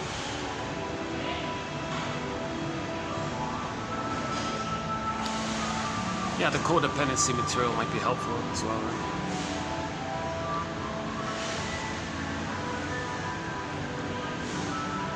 Yeah, so that's ideally, you kind of start this audit, midlife audit, when you get that kind of sense, right? If you don't, and just bury it, okay, like the fellow in the Pied Piper story, oh yeah, forget it, I just want more money, just give me more status, more neurotic pride. Yeah, he was singing the song, give me prestige, I want more neurotic pride, I want more grandiosity. So that was the idea there. So he kept burying it, and the children were pushed in the mountain, right? The Pied Piper opened the mountain, the kids went in. That's an image for repression. Further repression, deeper repression, because they couldn't even hear the children in the mountain, right? That's deeper, that caused the real, things get worse when you ignore your soul like that. So ideally, you start when you get those inklings and don't push it down. If you do push it down, a little while later, burp comes out. You're talking to somebody and you say this awful thing. And you go, okay, whoa, and you, of course, you apologize afterwards. I don't know where that came from, so-called Freudian slip, right? I just noticed there was a play. It's not on YouTube. There's no copy of it. Oh yeah, you can buy a transcript of the play. There used to be a play like on Broadway called what was it called again? Oh, The Woman in the Freudian Slip. I noticed it because in the Danny Thomas show, the wife there played in that play. So yeah, I might be. I'm curious. I'm almost tempted to buy like the play, the transcript of the play. just to read the thing.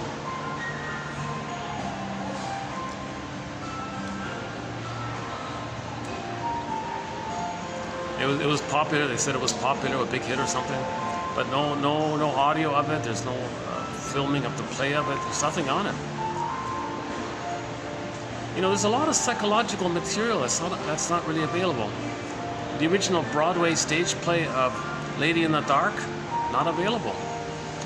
The film version they made of it, they said stripped the psychology. It took out like 95% of the psychology of it. You got this one little crumb at the end. It was one little crumb scene with Ginger Rogers telling the shrink, geez, I'm surprised, I'm amazed that my adult life, that me being an adult and a manager and all this, that I'm really driven by old childhood wishes, unbelievable. That's like the one little crumb they saved, right? But apparently that play, the original play, long lineups, was the most popular play in the 50s or something, Lady in the Dark. I can't find a transcript of it. Can you believe it? Unbelievable. There's a lot of good analytic literature there that's kind of hard to find, right? So I'm curious what about that one, the Lady in the Freudian Slip, if that's any good or not.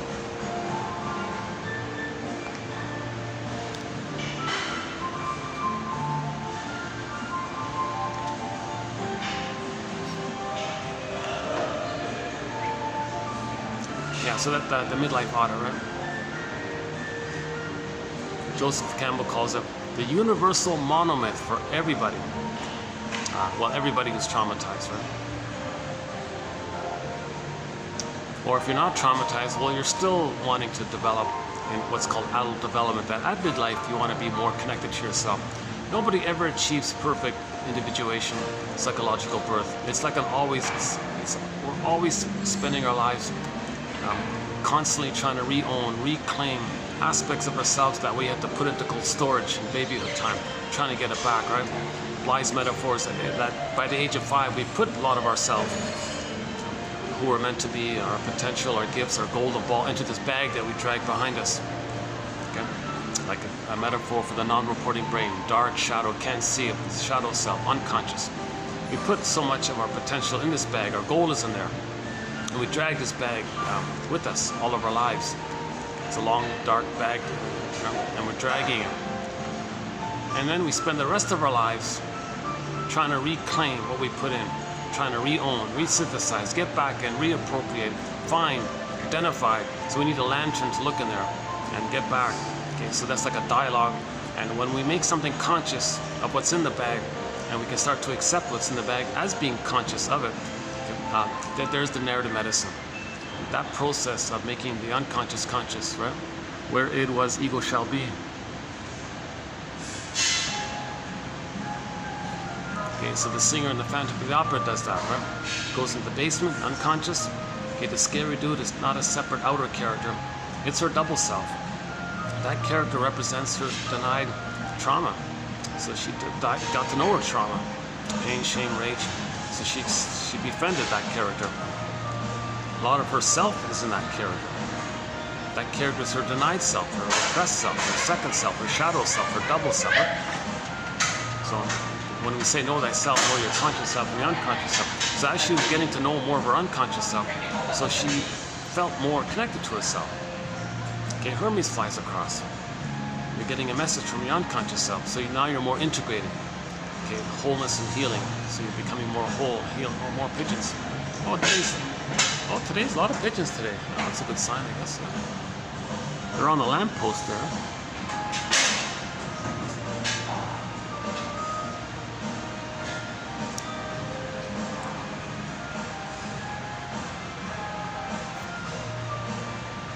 You know, there's a bird around here that kind of looks like a pigeon, but they're not. When they fly, underneath these vibrant,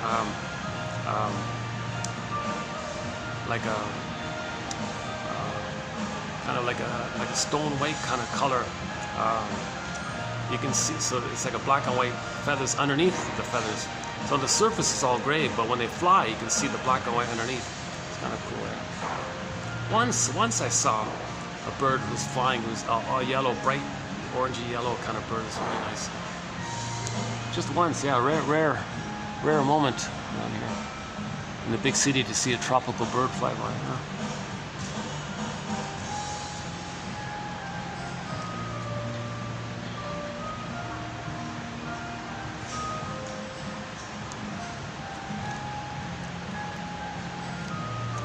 I think in Winnipeg or Edmonton or something, Canada, there was a lonely moose on a bridge in the city.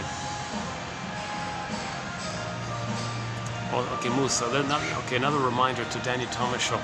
Okay, let me pause here and let me get in this Danny Thomas episode. So it ran for 11 seasons, I think from 53 to 64, something like that.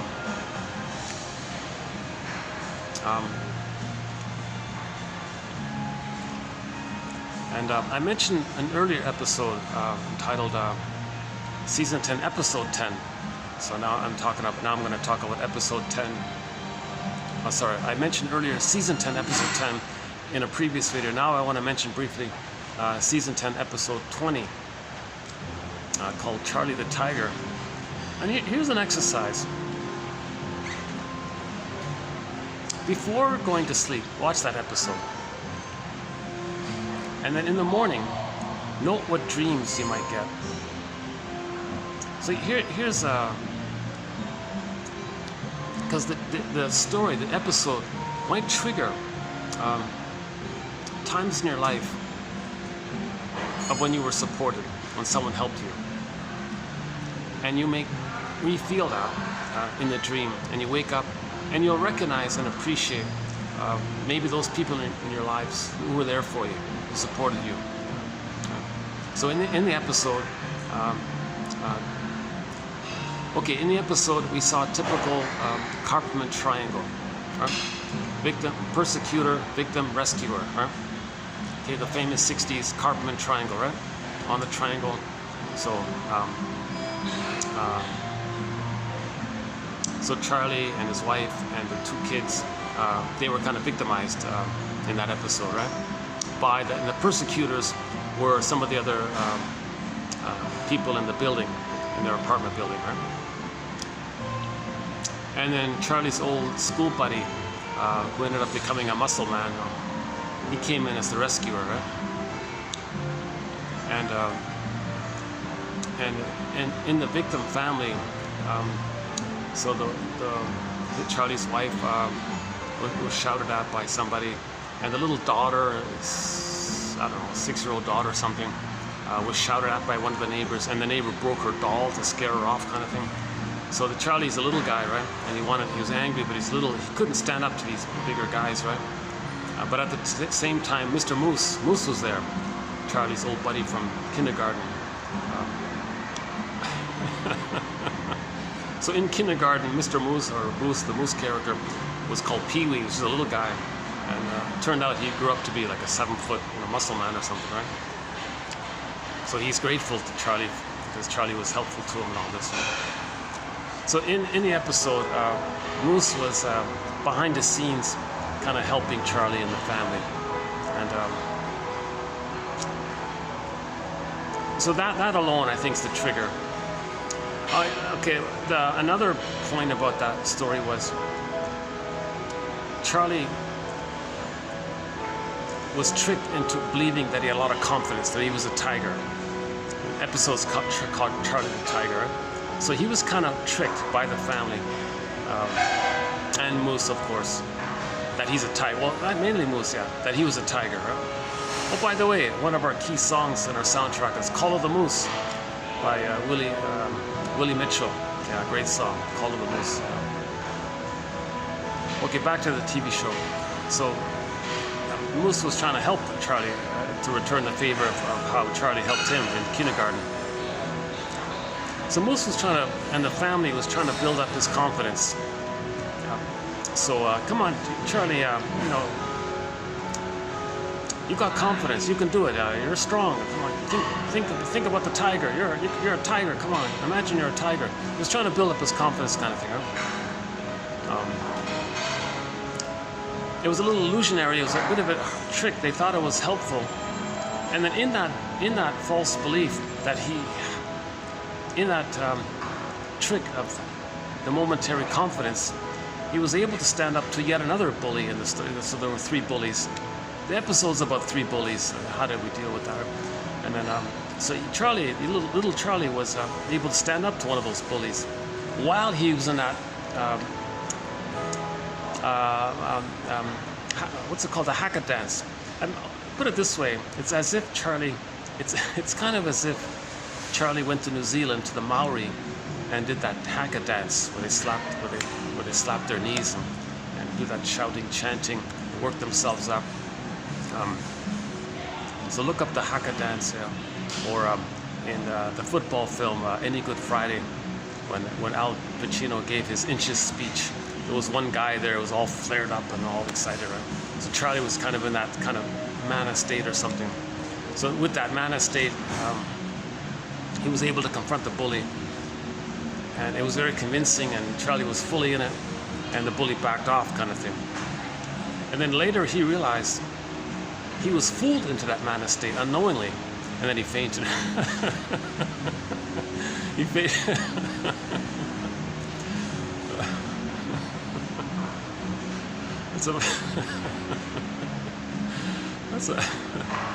It's actually turned out to be a funny episode in the end, right?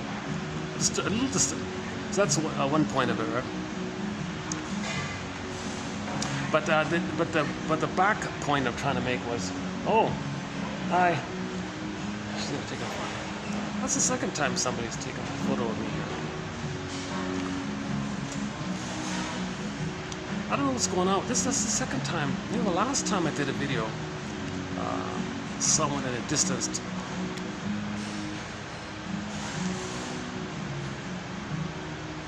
Oh, she's taking photos all over the place. Okay, not just. Oh no, it wasn't just posing. Okay, that's different. Okay, I did have an awkward moment in the last video where I just let it go, kind of. Yeah. So okay. So the back, the main theme. Put it this way. I think that episode will trigger the theme of who helped you in your life, who was there for you when you were in trouble, when you were scared and all this. Who stood by your side, right? Who stood by you, kind of thing.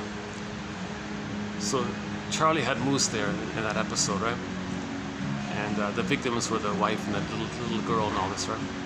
So you may kind of momentarily identify with the various victims in there, right? So in other words, you'll be triggered, you'll be reminded. Right? So watch that before you go to sleep, right? And you may have a dream of your own personal version of that Karpman triangle. First bully, okay, victim, and the rescuer. Right? And you'll have a dream of something. It'll slip. In the dream world, there's no time, no place. So the dream world can pick from anywhere in your life, right? And it'll construct something of your own experience of the Karpman triangle, as prompted by the TV episode, season 10, episode 20, called Charlie the Tiger. Or no, Charlie, the Tiger. And then when you wake up, you get it, and then you know. It'll bring it up. It'll bring up the Karpman triangle. It'll bring up who supported you, who was there with you, because you're very relieved that Moose was helping the family, right? The issue of what Charlie fainting at the end, that's another psychological point. Okay, so the Karpman triangle, the motif of the Karpman, triangle, and who stood with you there. Now, the one shortcoming of the episode was, what they didn't include, what I think they could include, was their contribution to the reaction of the bullies. So they made it like they were perfectly innocent. Well, they did a little bit contribute to the situation. For example, the daughter was playing outside the bully's door in the hallway. So she kind of, like, why was she doing that? Like, why are you playing with you, making noises in front of the guy's door or something, right? So she kind of contributed, like, why don't we understand that? Like, what was that about? Well, it turns out her actual father is in Europe, in another place, and her father always shouts at her. And that guy is a shouter. So maybe she was lonely for the father and wanted to provoke him to shout at him. Now, the problem was he went over the top and screamed at her and broke her doll around us. So it became abusive. But she maybe, what we're missing is her motivation for her behavior that triggered the bully guy, right? The father's sometimes like a bully himself, right? That's one thing I don't like about the Danny Thomas show. He's always shouting all the time, like the Al Bundys and the Archie Bunkers and the Honeymooner character and all these characters. I don't know why there's so much shouting going on. Maybe it's a voyeuristic thing that the people watching the camera, people watching the show, they can see these characters as anger proxy characters, and vicariously you see your anger being expressed by the proxy characters in the show. But I don't like that because there are victims in these shows. So so that it's a fault. I think it's a faulty. These are faulty shows to have characters shouting at children, all these violent imageries and all this. Yeah, there's too much violence in these old shows. I don't like them.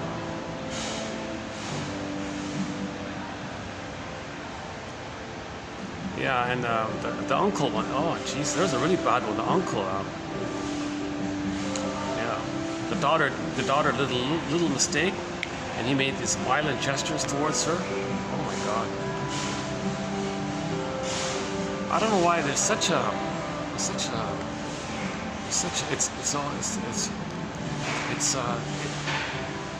we're homotraumacus. A lot of these old sitcoms come from the paranoid schizoid mode of experiencing. The tenderness and affection, it's not really about that.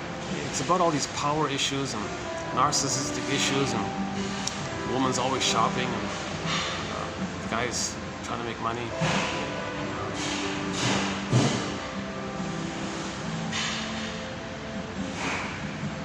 And the jokes are a little cynical all the time. A lot of bitter banter and all this. Okay, now let me focus on the positive point I was trying to make here. So number one, it's a clear, vivid display of the Cartman triangle, right? Okay, the persecutor, the residents of the building, okay, the family was the victim, and then the friend, Mr. Moose, came in as the rescuer. And that may bring up some dreams of your experience in that area, of that theme. So that theme might be triggered. Number two, yeah, so the dream issue, the Cartman triangle issue. Now the missing issue is the contribution by the daughter that she was missing her father. And then what about the wife? Yeah, she triggered the bully. Maybe the way she spoke to him. She was demanding and ordering him around, and he lashed out. Yes, he went over the top and all this, but she kind of contributed to some of this. So did she unconsciously, want to relive her abusive shouting mother with him? Did she unconsciously sense that he might be a verbally abusive one? So her contribution to the issue wasn't acknowledged. It was all kind of one-sided like that. That's the shortcoming of these paranoid schizoid, psychologically based shows. The either or, my greedy, your greedy, one up, one. These kind of shows like that.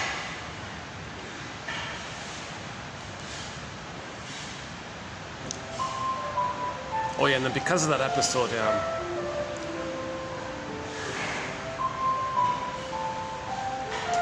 is that it? I guess that's that's all I wanted to say. Okay about that, I guess. Is there something else?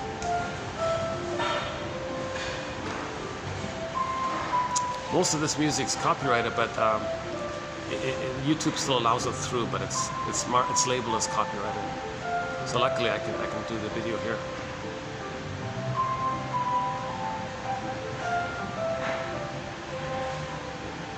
Okay, let's go back to the main track here that we started off with.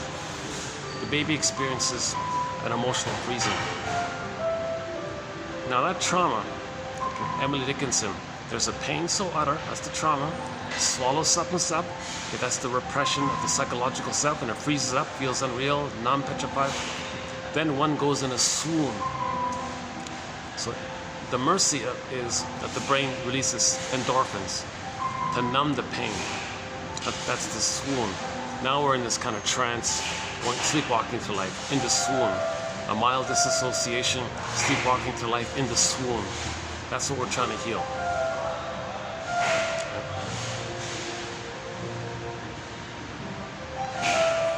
So the result is we're going to go through the motions in life, but we're still in that frozen place within. Now, that frozenness by the trauma clicks in the evolutionary nature force of the mystery of nature and the great spirit, that when something wounded, it's trying to heal. So we're trying to heal. So for the human, okay, it's called repetition compulsion. That's the theory. That the baby still wants to get his needs. He's looking for the lost object, the good breast. Yeah, so that's the Morris quote, the lost object, the good breast. Life force is object seeking. The first object is the good breast, the breast mother. So the trauma did exist, but the baby's in a state of timelessness. So he's looking for it, but the trauma's still there. He's looking for it. So unless the mother changes her ways by the age of 3, post age 3, he's going to keep on looking for it. He's going to spend his whole life looking for the good breast, the good lost object. So, enter Edmund Berger's theory about the record. The recording of the trauma is in the neural pathways. Baby had needs, unmet, baby was crying, mother gaslit him, he froze up. There's a conflict, need and the fear. This conflict is repressed, it's recorded. Metaphor, it's a 45 record, music disc record, plastic vinyl music disc record that you put on those old turntables, Victrola phonograph. It's one song, it's one tune. The tune is the conflict, is that scene. It's that scene that traumatized them, that froze them up. It's recorded in the brain. It's repressed, it's an inner conflict, and it's a set, petrified kind of thing. And it leads to neurosis. It makes the person dysfunctional because they're never really loving life in the present. They're not mourning losses, so you're dysfunctional. Seeing the present in terms of the past, okay, that's dysfunctional. Not being an elder late in life, that's dysfunctional. Not going through the developmental process, not knowing your interests, not being able to make an I statement, not having empathy, reparation, gratitude, that's dysfunctional because you're stuck in the pain and the rage of all that time. Okay, so this neurosis is on the record. Every neurotic, neurosis, or neurotic, dysfunctional, every neurotic is a music enthusiast, but he only has one record. He carries this record with him everywhere he goes. Every time he sees a turntable with never-ending fiery ardor, he plays that tune. He spins that record. He recreates the scene of that record. He restages. He recreates and relives and reenacts and reorchestrates that original scene with the mother in the present.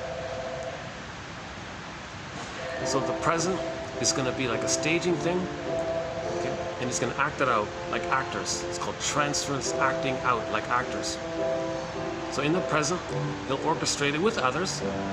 Others can play him or the abusive mother, and he'll play one or the other, they'll flip it around maybe. Usually it's kind of set. Usually either he'll play the shaming mother and find others to play him, or he'll play himself and find others to play the shaming mother. Because there's two characters on the record. There's him, the shamed by the shaming mother. He carries this memory, shamed by the shaming mother, into the present. In every new situation, he's going to reenact that scene, thinking he's in the past. What's funny about these melodies, they remind me of other melodies, but they're not the other melodies. I'm like a little distracted. It just sounds a little bit like Lean On Me, right?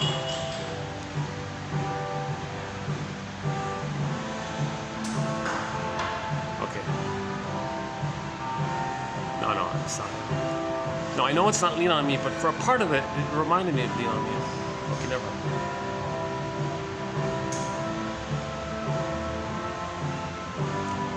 Yeah, that's the trauma. The baby never had a good breast mother to lean on and trust. Basic trust was broken.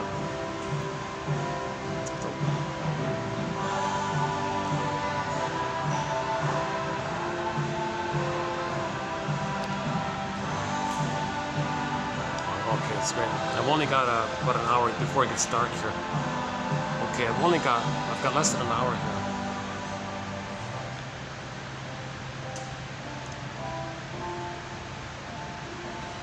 I've decided I'm not gonna continue doing these things at night because I played it back once. I played it back when it's too dark. You only it's almost on. Let's keep the light. Let's keep it.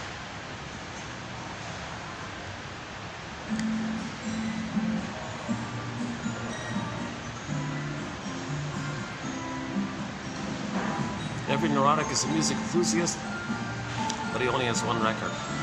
He carries this record with him everywhere he goes.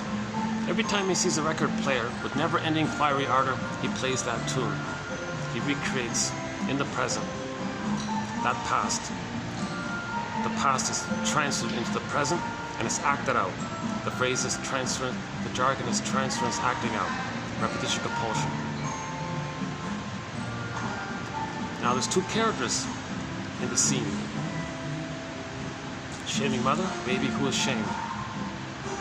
The baby is like the passive victim, the mother was the aggressive actor. That's the memory.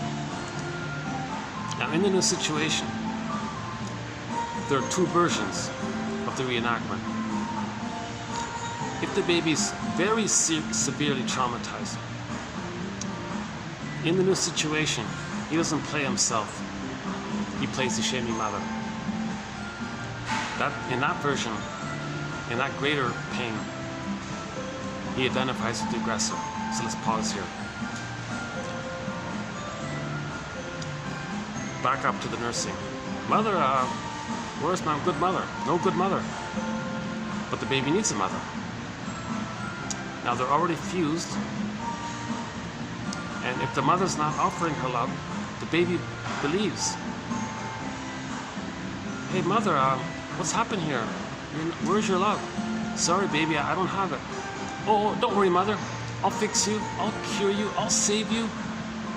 Baby thinks he's going to save the mother, correct the mother, heal the mother, make an unloving mother or traumatized mother who's unable to love, who never got love, magically kind of correct all that for her and save her. So that process, to engage in that process, is his sense of connecting to the mother to try to save her. Now, they're fused, remember? In the beginning, it's all fusion. Self and other are blurred as one. So, if he's going to imitate her, what about himself? He's going to act more and more like her to try to mirror her and please her. So, mother, what did you need? Well, baby, when I was a baby, mother wasn't there for me. I couldn't lean on her. Well, you can lean on me. Now, what did you need? Well, mother's supposed to mirror me and soothe me and be one with me and provide that I'll provide that paradise for you. We're already one. I'll be the good breast mother that you needed back then. Like, whoa, right? So he's going to try harder and harder. Can't do it. He's trying again and again. And the act of doing this, what happens finally is his self-concept he's got to reject. So he'll project himself onto non-threatening subject. Others can have his humanness. And he'll play the shaming mother in the attempt to imitate her, mirror her, let her feel seen, let the mother feel one, meet the mother's needs she didn't get. So the baby's trying to save the mother. He's in this kind of process. It ends up where the fusion becomes tighter and tighter. It's called like crazy glue. They call it adhesive. So Fairbairn's line is, the more the mother's love is unavailable, the more that baby clings to her. It's ironic, right? Shaming mother, unloving mother. Needs her even more. Baby needs her even more. Mother hurting the baby needs her more. Mother's hurting the baby needs her even more. Can you believe it? The mother's hurting the baby turns to her even tighter, even more. So this goes on like this. Finally, to deal with the pain of this, to manage the pain of this, okay, fine, others can play me and I'll play the shaming mother. So he'll be the active shaming mother, others will play him. That's called identification with the aggressor. Now this keeps him, this manages the pain of mother hurting it. If he plays the shaming mother, he'll forget about himself, others can play him. So in the new situation, he plays the shaming mother. He already sees his shamed self into others. He's already projected in his brain template, in his brain theater. He already, in the mapping, in the blueprint, he already sees himself, okay, the intrapsychic. He's coming from the intrapsychic that was laid down by the original interpersonal. He creates a mapping there, a blueprint there, a script, schema, script, right? So he looks at the script. It's called intrapsychic world, internal objects world. So he looks at that world, and in that world, he sees his unloved self onto outward, as not him. Someone else can have it.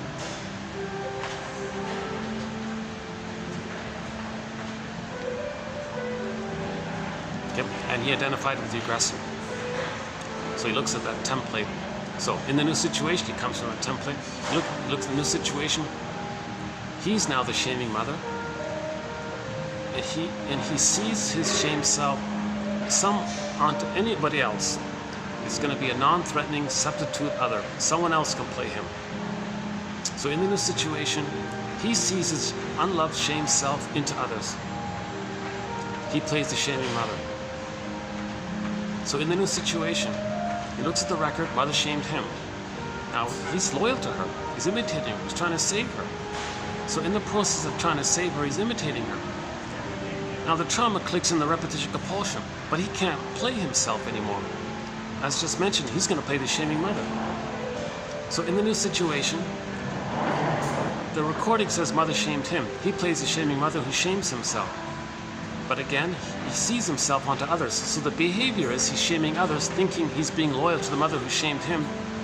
Okay. So it's a little like a trick there. He believes he's shaming himself by being the shaming mother. And the script says mother shamed him. So he's got to be the shaming mother who shames himself. But a little trick there, he'll see himself onto others and shame others. So that's called the stinger personality pattern, because he's hurting others to replay how the mother had hurt him, with the fantasy that he's still back in the nursery, recreating that scene of mother shaming him. But in the new situation, he can't play himself anymore. He plays the shaming mother. But it's still that script of mother shaming him. So that's why it's flipped like that, right? Because the self and other are fused, and as just mentioned, you can do that, right? So in the primary process mentation, things can flip like that, right? No time, no place. There could be here could be there, up is down, here, timeless, fusion, double thing, trans-logic. The cat in Alice in Wonderland, it's mad in there. There's no like normal logic in there. Now, at the same time, hocus pocus, auto-hypnosis, double focus. When he replays that record, he is going to be a little bit reminded of how the mother hurt him.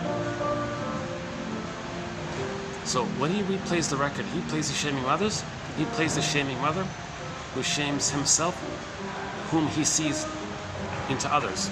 So he's shaming others to replay the record. So when he replays the record, he's going to be reminded of how the mother hurt him. Hocus pocus, double focus, auto-hypnosis. He's the shaming mother who hurt him. Now he feels badly. So he's going to say that the one he just hurt in the present is the mother in the past who hurt him. And that's why he's got to hate the person, the victim. He's going to hate the victim. Because he thinks the victim is the mother who hurt him in the past. And he can't identify, he can't parse it out. He can't separate internal, external. It's all blurred up like that. He can't separate it like that. So he'll create excuses, justifications, and lies. And he'll use those 10 PhDs to say why the one he just hurt is the bad one. Because so Morton Keeson said, you did this to know how you felt with the mother. You recreated this record as experimental recollection. We're trying to remember. We're trying to remember. The opposition between repeating and remembering. Okay, the opposition between repeating and remembering. Quote, contrasting ways of bringing the past into the present. Okay, contrasting ways of bringing the past into the present. So we're trying to remember. If we remember, we don't repeat. But the person with trauma doesn't remember the trauma. So we're going to repeat it in an attempt to remember. We're trying to remember. It's called experimental recollection. We have amnesic memory. We're going to make the unconscious conscious. So the reason they're shaming others is for them to bring to consciousness how the mother shamed them. If they're not conscious, they'll say the victim is the mother who shamed them. Oh my God. That's called psychotic thinking, perverse thinking, and so on. Right? So this is a very disturbed, psychotic, schizophrenic kind of thinking, right? Psychotic thinking. So he's going to do it again and again. But the positive intention of him doing this is to know and to bring to his awareness of how his mother treated him.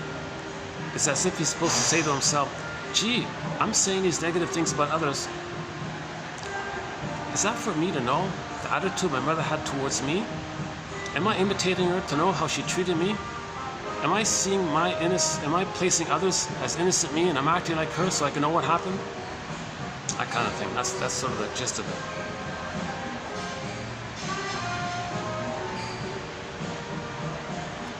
Okay, so trauma before 18 months leads to this general stinger personality pattern.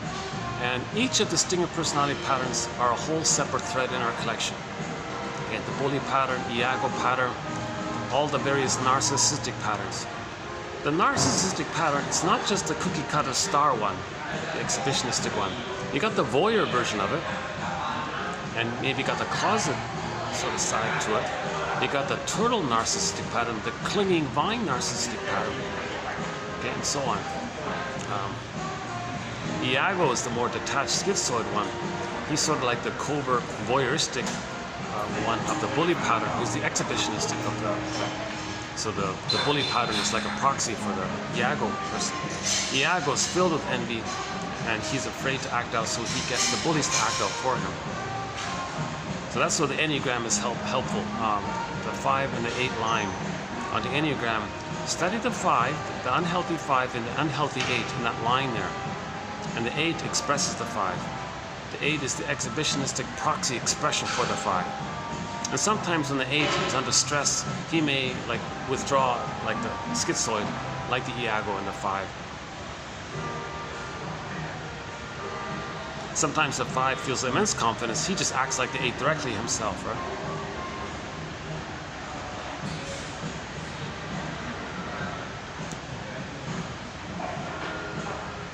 The opposition between repeating and remembering. We either repeat and don't remember, and repeat and don't remember.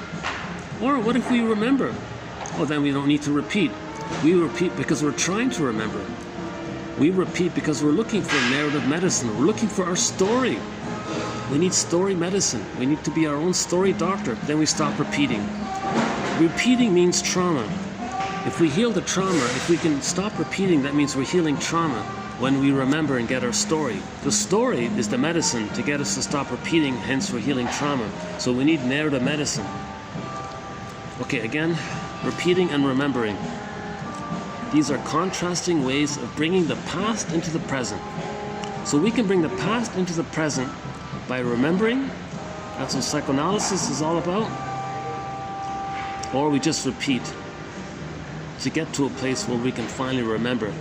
So when we repeat, the idea is we got to be a detective and regard the repetition as a communication from our non-reporting brain, or the unconscious self, or the secret self, also known as the inferring mind. The inferring mind. So we observe our behavior. It's kind of like an inference, a clue to what happened originally, because we're restaging and recreating the original in the present. So we observe, like a theater thing, our own present behavior, and like stand back a little bit, okay, and see that as a recreation of the past. That's searching for story, searching for narrative medicine. Okay, then when you talk about it, when you feel safe, you get your identity, sadness at the console, admit the loss of the good breast that didn't exist. Okay, that's the shift between melancholy and genuine mourning. So another way of saying is we want to get out of melancholia. Means there's a loss and you don't know what the loss is. The good breast was missing. You don't even know that you're sad because the good breast was never there, and you're melancholia. Get it to the mourning. So mourning is the the healing, active healing from the underlying mystery of the melancholia.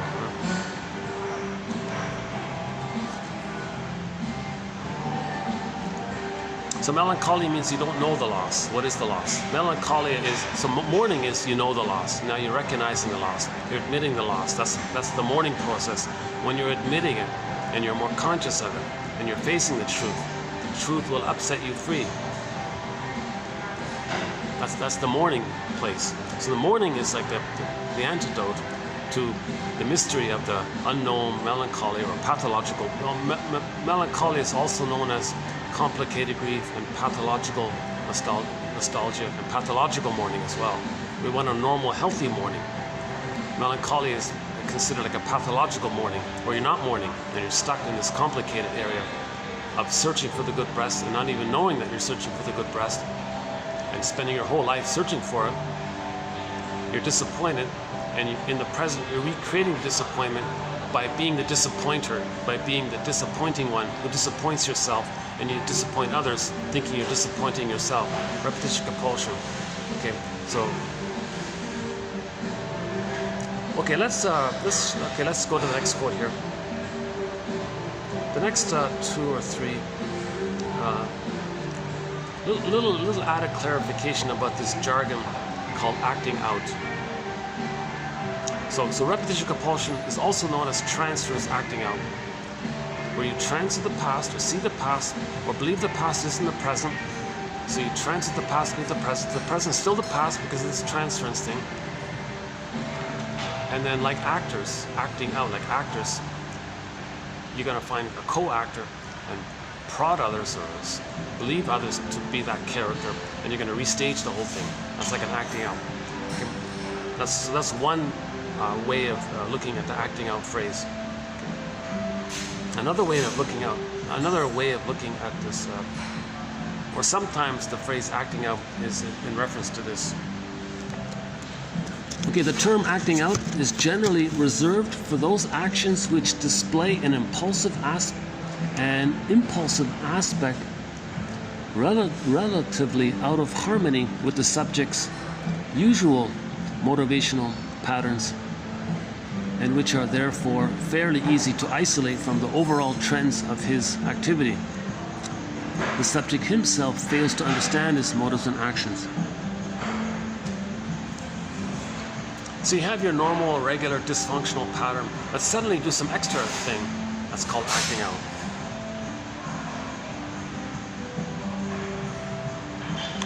When a client acts out an unconscious wish aroused during the therapy session and does this acting out outside the therapy room, well, then we can say this is a resistance to the therapy process. However, since every resistance to therapy is a resistance to the therapist himself at the same time, then when acting out occurs during the treatment, it is often due to a mistake made by the analyst. The analyst's mistake is usually to offer an inappropriate interpretation which reveals a momentary, quote, deafness to the speech of the client. So that repeats the original deafness. When the baby was crying, mother was deaf. What are you, deaf, mother? You didn't meet my needs, so you're out of tune with me. That's pretty painful. But I'm crying to make it clear, and you're going to gaslight me. So there's the so-called deafness of the mother. If that's recreated in the therapy process, where the client's speaking and the therapist misses it, oh, there's the triggering of the deaf mother. So now you're angry again, so you can act out to distract yourself from the pain of being reminded of the original experience. That's called acting out, right? So the next session, they might come late to express their anger at the therapist, right? So that's another way the term acting out is used when the therapist provides an incorrect interpretation.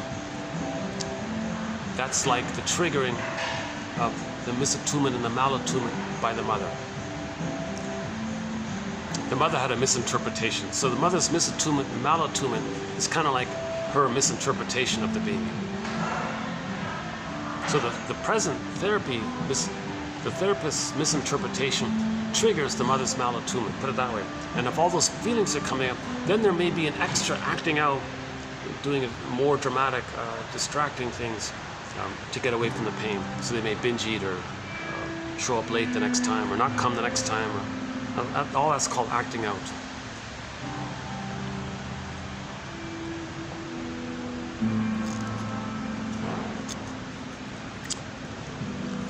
Okay, recollection or remembering doesn't merely involve recalling something to consciousness, but also communicating this to the therapist or to the other by means of speech. Hence, acting out results when recollection is made impossible by the refusal of the other to listen. When the other has become, quote, deaf, the subject cannot convey a message to him in words and is forced to express the message in actions. The acting out is thus a deciphered message which the subject addresses to the other. So it's encrypted now, right? The acting out is an encryption of the message, prompted by the therapist being quote-unquote deaf.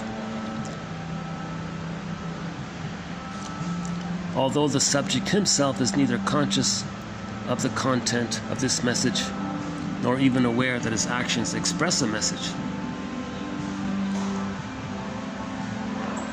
So originally the mother was deaf, so the baby's gonna act out and cry and all this.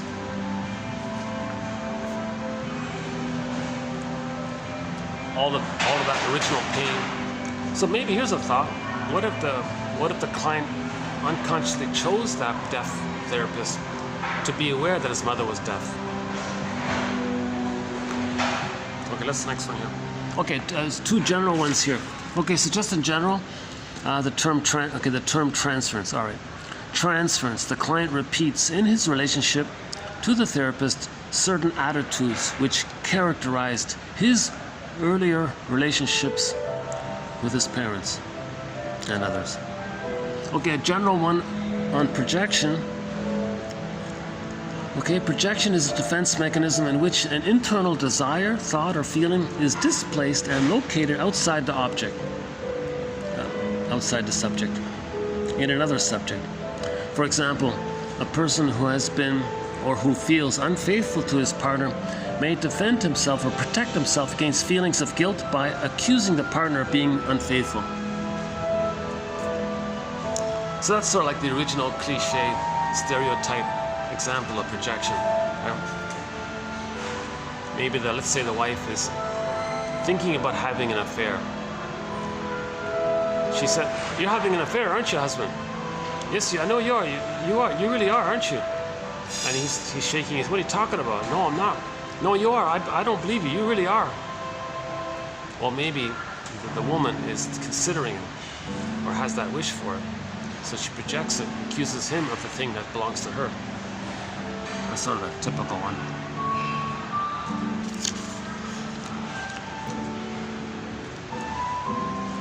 Wait, here's a quote about how in that Danny Thomas show, season 10, episode 20, the wife of Charlie didn't acknowledge her contribution to the problem.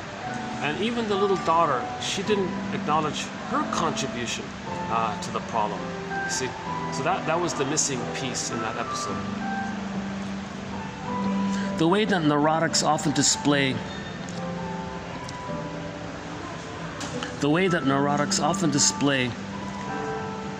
their own responsibility for what is going on around them. The ethics of therapy enjoin clients to recognize their own part in the sufferings. For example, thus, when a female client complains about being treated as an object of exchange by the men around her, an important therapy intervention is to confront her with her own complicity in this exchange. So just focus on the person's contribution, unconscious motivation. Maybe they're unknowingly trying to be aware of something in the past by being attracted to something and not being aware of it, and then shocked and surprised by it. Well, originally you were shocked and surprised by what the mother did. So we reenact in an attempt to remember the past. We reenact in an attempt to remember the childhood traumatic past. So a good quote in this area is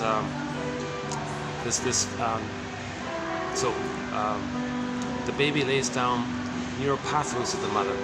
It's frozen. It's considered unfinished business with the mother. Baby didn't get the love that he needed, right? Unfinished business. It's frozen there. He needed his needs met from the mother. It's frozen there. Let's say later on, the fellow meets a girl who has a similar psychology like the mother. Never mind how she appears, or maybe she appears like her. No, she's going to have a similar psychology like the mother. That's going to trigger the wiring with the mother. So originally the baby's one with the mother, so he's very excited. So there's the blissful part of it all, right? So now that person in the present triggers the blissful part with the mother. But now there's this, there's this great hope that finally the person's going to get their needs met. Emotionally they're still in the past, and mother's going to provide the love. The person in the present just triggered that. Now you transfer that mother into the partner and see the partner as an emotional reincarnation of the mother. Now you're expecting the partner to be the good mother in the past who will change her ways and provide the love. And you're expecting the partner. See, in the unconscious, there's no time. The place they don't care about the place, and they don't care about the time. See, so the partner is the mother in the past who's supposed to provide the love. So there's this huge demand on the woman. You're perfect. You're my first. You're my last. You're my everything. You're everything. Please change. Please do it right. That puts a huge pressure on her. And if she can't do it, here's a new song I want to consider. I don't like Jeff Lynne's too much. I don't really like. I'm not a fan of the band and the singer Jeff Lynne, but he has a song called "Evil Woman." So if the woman disappoints him, he has a bombastic song of calling her an evil woman. He's talking about that image of the mother being a devil. The devil image just means the baby's rage at his mother. You take the breast and infuse into the breast image the rage. So take a canvas, take like a piece of paper, right? Take a piece of paper, draw a breast, and imagine the breast image as a character who's enraged. The character has eyes, it's a creature, but the eyes are fiery and enraged. Maybe make it like horns or something. Eyes or horns, whatever. Just create some kind of frightening, enraged, fiery kind of character. Okay? So in that song, Evil Woman, he had it in his brain. An image of the mother comprised of the breast and his rage, and created an image of the mother as the devil breast, evil breast. Later on, he transfers that evil breast image onto the woman in the present who didn't meet his needs. So in that song, he's disappointed that she broke it, that she didn't give him what he wanted, basically. He had this narcissistic, egotistical demand that she take care of him or do what he wanted or something. She didn't, so he had all these awful negative attitude towards her, had revenge fantasies on her. And the song's about extreme hate and revenge fantasies and ill will towards her now because she's an evil woman, and the song's called Evil Woman. Okay, that guy has very little self-awareness. That's how he felt with the mother.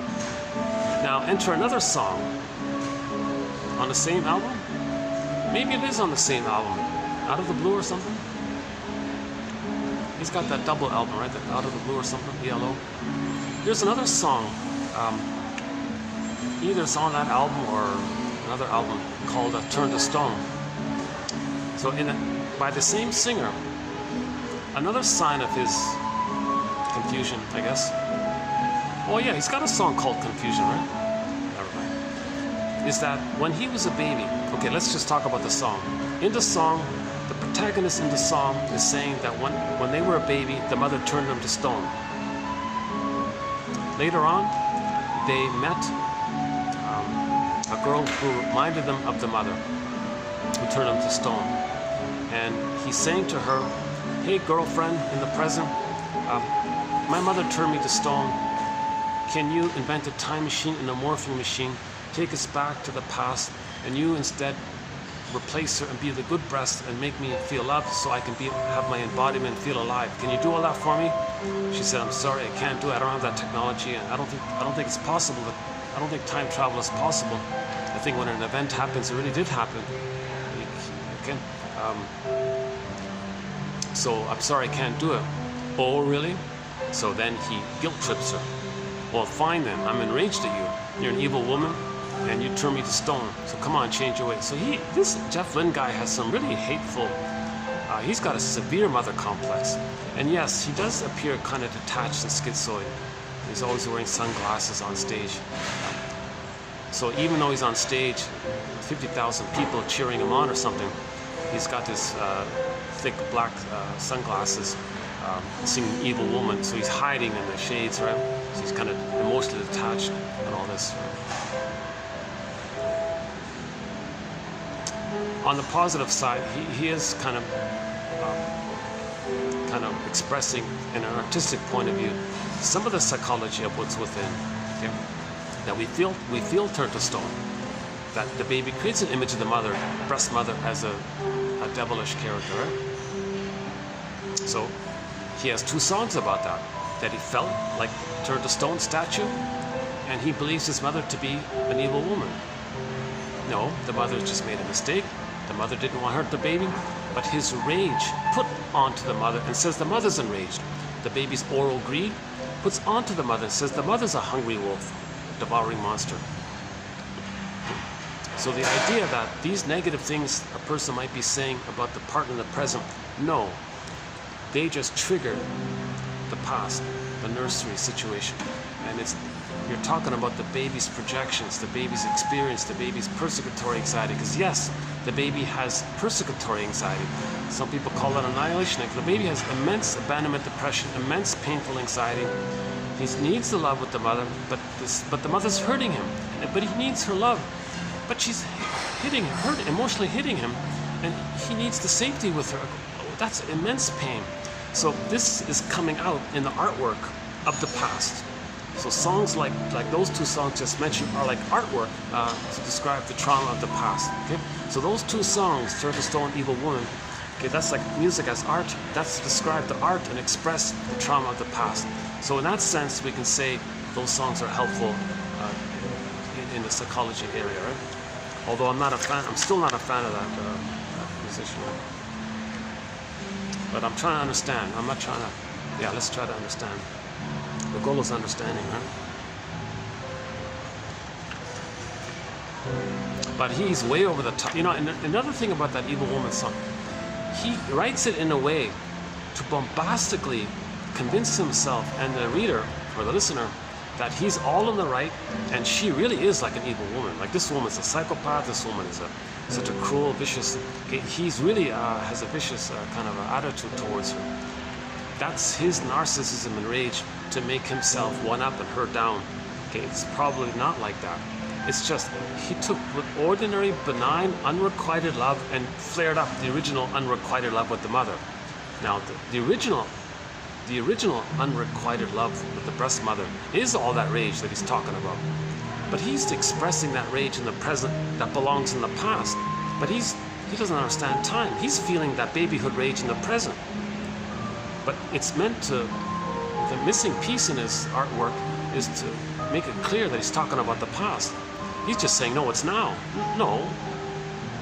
Now, the girl in the present isn't that hurtful. She just wasn't interested. Or if she's confused, so forgive her for maybe she's confused. Maybe, what about your contribution to the situation? Why were you attracted to her? Don't you realize that you were attracted to her so you can know and relive and re-feel how you originally felt? That's your contribution to you choosing this unrequited love scenario. You sensed that she's going to reject you, so that you can know how you felt with the original rejecting mother. So that's what he's missing in the song, right?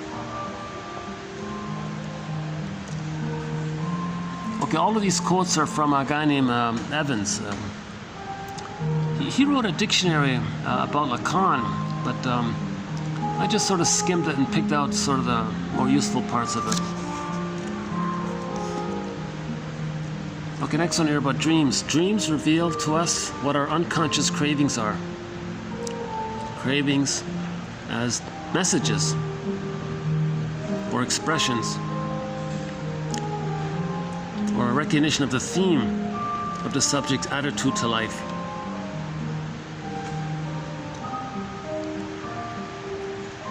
Okay, this was in reference to wish fulfillment by our fantasies and the dreams. So in the dreams, we enter into the wish fulfillment. That gives us a clue to what's missing in our lives and all this. But if you watch that episode, I'm thinking maybe it could trigger who in your life was there for you, who supported you, who helped you when you were in trouble, when you were scared, who stood beside you. So that brings up a theme of that issue, being scared, and who was there for you, who stood by you. Oh yeah, once the singer downstairs played Stand By Me.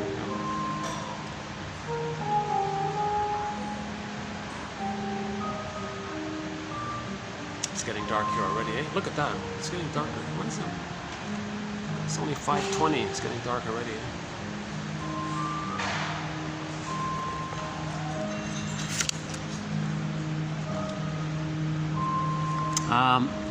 Okay, this, who is it again? Who's this again? Oh yeah, Andre Tridon. Okay, the next one comes from an old book, 1922, from Andre Tridon. He made a reference to some cartoon that he saw in a magazine. And in the cartoon, the little child asks his mother, "Mommy, what makes me dream?" The mother said, "When you eat too much meat."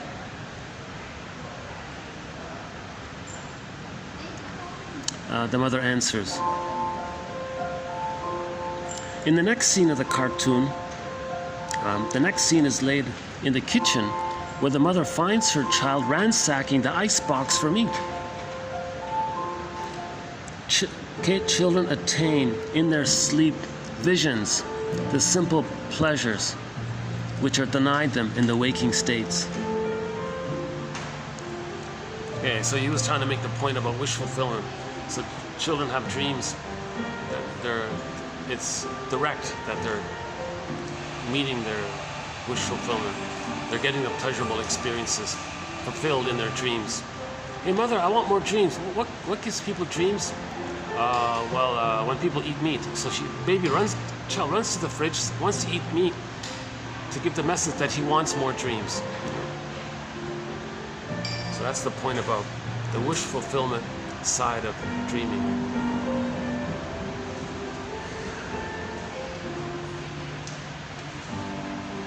Okay, I've talked about dreams, and that's another thread in our collection. Let's not open that thread here this time. So I just want to make a note of it here. Okay, his point was, when young children dream, it's kind of direct. Like if you ask the child, "What did you dream?" "Oh, I had ice cream," or something, or whatever it was. Like it's kind of direct. But later on, it's going to be like all in the labyrinth and veiled over and displaced and transferred in symbols, and so it's a little more hidden and repressed kind of thing. Shall I compare thee to an onion? Mental rest consists in admitting ideas pell-mell into consciousness without exercising any censorship on them. Yeah, his pell-mell idea, that's his description of the unconscious, this scattered, this helter-skelter scatteredness of the unconscious. The Alice in Wonderland pell-mell, and it's going to come, that's coming up to consciousness, right?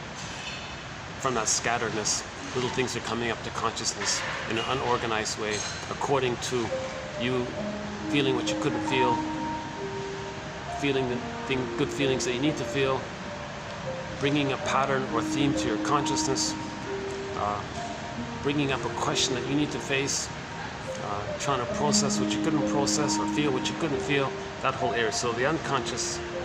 Oh yeah, he said here, not just when you're sleeping, sometimes when you're just in a relaxed state, you can daydream, and some of that has a similar analogous processes taking place. So he says a lot of our daydreams might be a little similar to our night dreams, he said. When we realize that our unconscious is ours and ourselves, but not of our own making, we shall know our limitations and our potentialities. So there's a communicative side of dreaming, letting us know of our limitations and our potentials. And we had a very good quote. What was it by? It was either by Andre Tridon or it was Wilfrid Lay, one of those guys.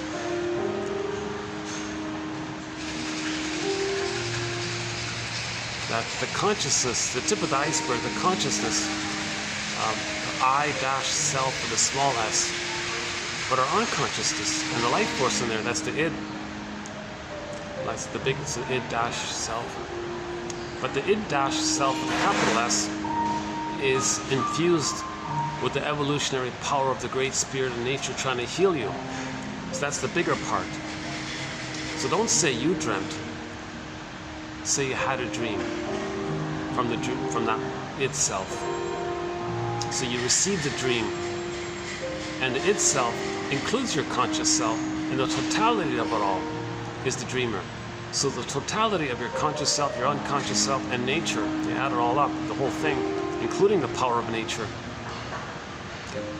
So your conscious self, your unconscious self, the totality of you, and the mystery of the whole forces of nature that's trying to heal you, all of that is the dream source. And you wake up and you get a message to you. So it knows you, it's not you, the dreamer, it's part of you, it's you, not you. Right? Personal, impersonal, personally, impersonally, impersonal, impersonally, personal. Gives you the dream because it has to.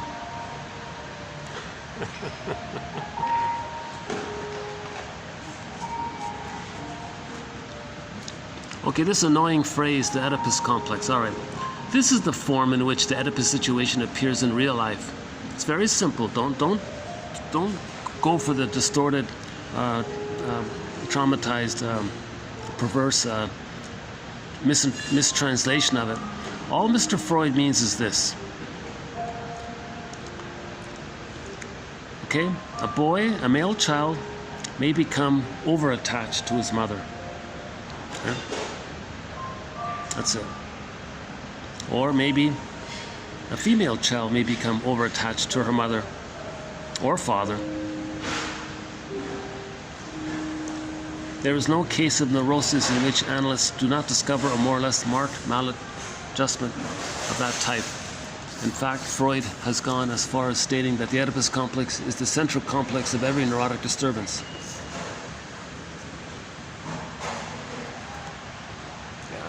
I won't spend too much time on this one here. So the Greek myths was a metaphor. Myths and fairy tales are metaphors for inner dynamics. Not literally the way the myth is saying it. It's not literally like an outer story like that, telling us something directly. No, it's a metaphor to approximate the theme if any child, boy or girl, is too attached to the mother, he's going to hate her and may displace it onto the parent. So if there's in other words, if there's an over-attachment to one of the parents, that's the Oedipus complex if it's a boy. Electric complex if it's a girl. If it's unresolved and they grow up, the daughter has the Jocasta complex, the son has the Laius complex. That's all they're talking about. That's it. That's all he's talking about. The child needs enough love to feel safe to leave the mother. If he doesn't get it, he's still stuck with her. So in the unconscious, the fusion is still there, i.e. the wedding, the marriage, the fusion. Now, the disturbed translators took it in another way to confuse people, to mess with people or something, part of the pillage and plunder system, to give you red herrings and to distract you. It's simpler than that. It's just a basic message that children need love to feel safe, to know themselves. If they don't get it, they're stuck with the mother. So in the unconscious, the self-image and the mother image is blurred. So the storytellers, oh, there's a marriage outwardly. The outer marriage is just a metaphor that the self-image and the mother image and the self-image are blurred. They're like union. It's like marriage there, inner marriage, in a negative way. And where's the father? Well, the father can't do anything. Now, the hatred towards the mother you may displace onto the father.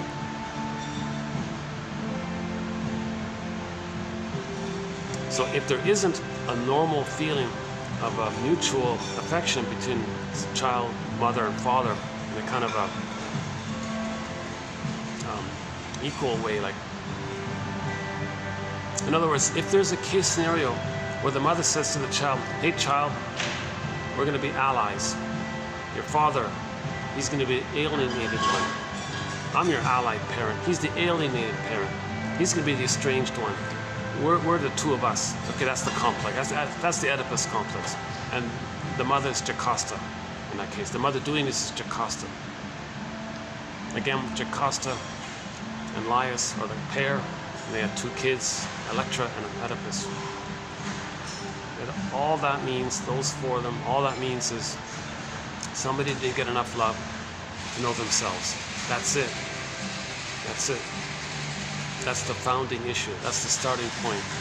Babies need enough love to feel safe, to hatch out and have their identity. They need to go through the developmental separation, individuation process between birth and 3. Okay, the egg, the fusion with the mother, hatches out. 4 to 5 months, 18 months. The world is my oyster phase. 18 months. Okay, mainly the narcissism dissipates. Now Voyager phase, rapprochement phase. Child explores. Can he know himself and not get the message that by doing so he loses the mother? If he can know himself and look, his mother's still there, but I'm here. Oh, he can know himself. Age 3, oh, he's okay, he's good. He reached the psychological birth. If he doesn't go through all that, they're stuck with the mother complex. Said in different ways.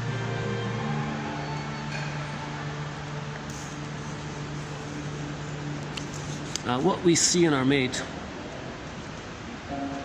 Okay, the origin of surprising attractions can be traced back to childhood impressions which have modified our nervous systems to these characters. So he puts it this way, our whole nervous system, meaning the neural pathways, mind, body, mind, fused connection. Neural pathways lead to nervous systems. So your whole nervous system, your whole physiology is flared up. When somebody in the present reminds you of the mother, then you look at a couple out there. That's an odd. Like if you ever see a couple, how come that? How are they a couple? Like they look so odd like that. Well, no, the nervous systems. It's a nervous system issue. The woman reminds the fellow of the nervous system of his mother, or the woman in the present triggers the nervous system that he had with his mother. And that's why he married her. That's another way of saying it, right? And likewise, and vice versa, with the other way around. His example was, what was it? Some like really handsome kind of, oh yeah, I think it was some really handsome kind of guy. And he married some very homely kind of lady, he said. Everybody's confused. He could have any pretty girl he wants.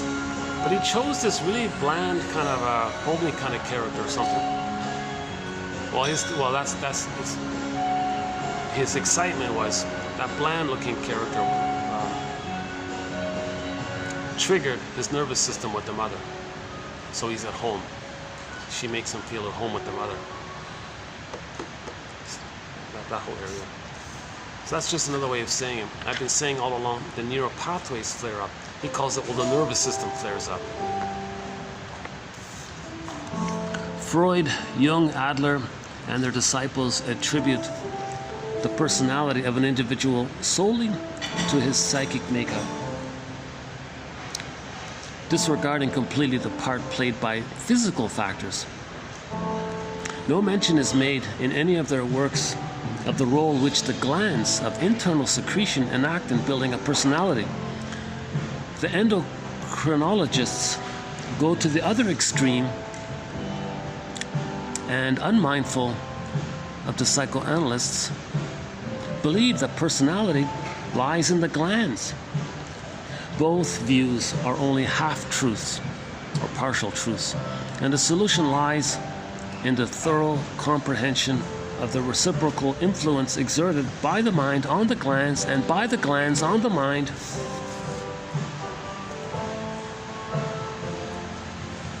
So psychoanalysis only looks at the mind side to our personality.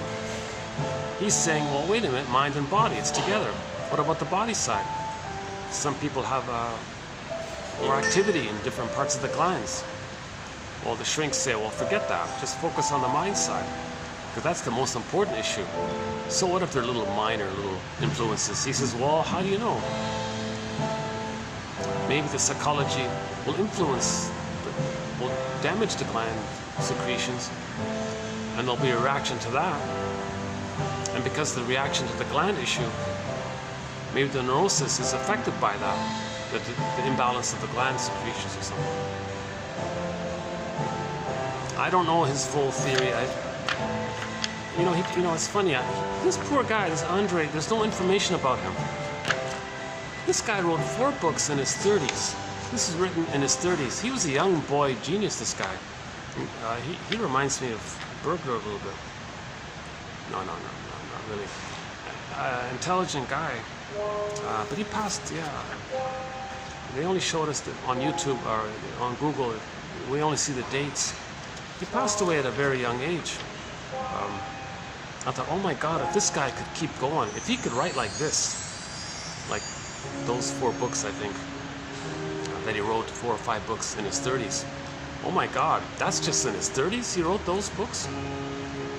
Like all of the Andre Tridon quotes we have up until this point are all from his 30s. Oh my God. If that guy, I don't know, I was curious, like what happened to him? I searched and searched, nothing. How is there no information about him? Why is there no information about this guy? Because we have some colorful metaphors from him,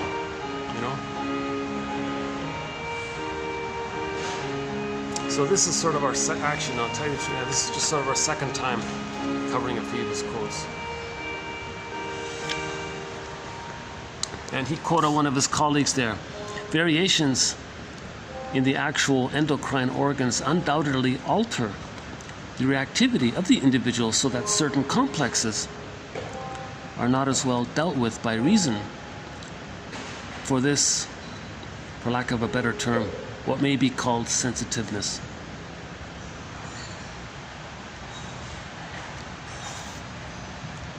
So if a person has a certain trauma, it may affect the body, right? The body bears the burden.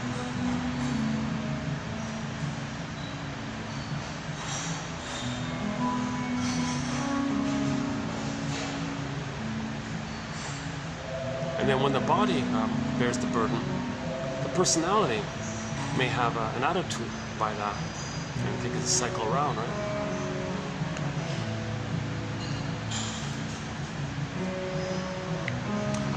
Since no one's ever mentioned it, my first time seeing this idea, I just want to dip into it a little bit, maybe in the future look back on it. Because, it's a little bit similar to Helen Fisher's book about the four types, right? The 4 personality types.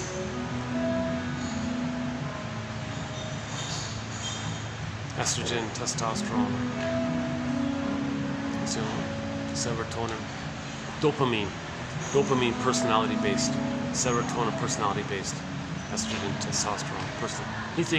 She thinks personalities might be influenced by the hormonal area.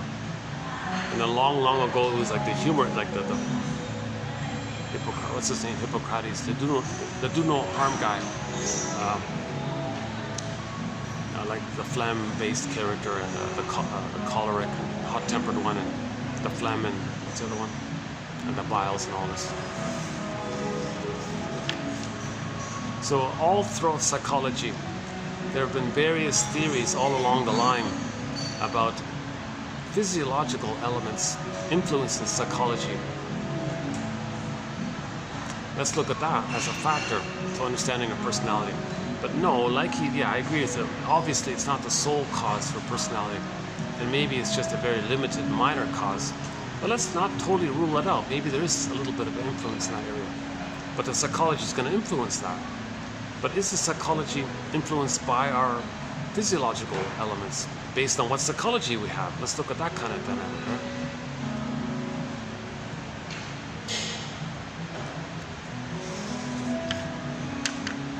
And then you got then the body types, another area, right? Yeah, like if someone has trauma, if someone has is it the mesomorph? Is that right?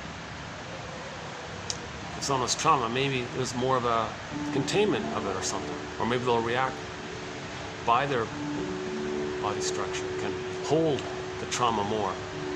So maybe there's more aggression can be held. So if the hurt piles up on it, so maybe that's why long ago, the old stereotype was the mesomorphs had held more of that anger because of that constitution of the physical.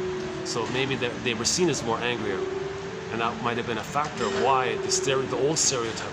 But that's debunked, of course. But because obviously you can have other body types who could be just as this doesn't fit, right? But we're just exploring this curious. Is there any mutual influence? Psychology, biology, psychology. What is that? Nobody knows. Nobody has a clear explanation for that interplay of how the two relate and affect each other. Helen Fisher seems to be the most recent one.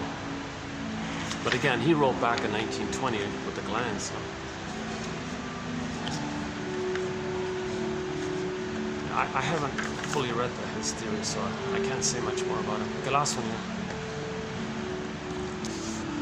Since defense mechanisms were adopted in relation and reaction to the emotionally abusive mother, their ongoing use keeps one in loyal connection to her. Yes. So for more information about how dysfunction keeps you loyal to the mother, trying to save her, go to Morton Keesem, 22, 91 and 2. Two important quotes in our collection. How are we doing here? Let's see the battery. Let's see. Okay, the battery's holding up. 540. Let me just take like a little stretch here. Let's see.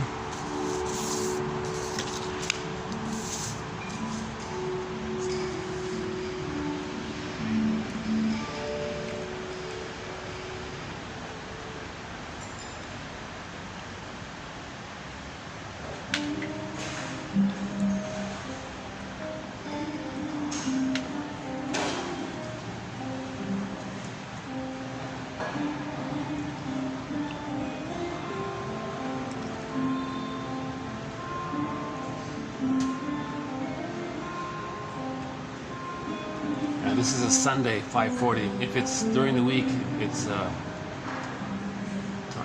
what you see times 5, yeah.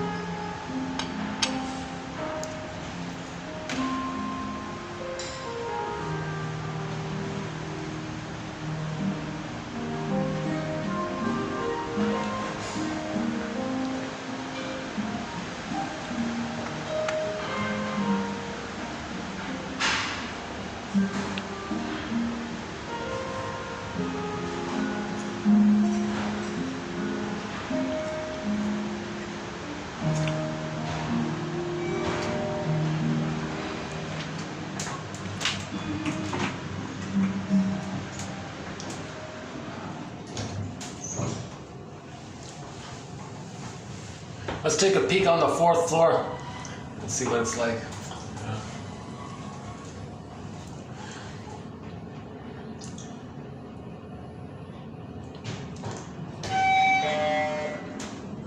All right, yeah.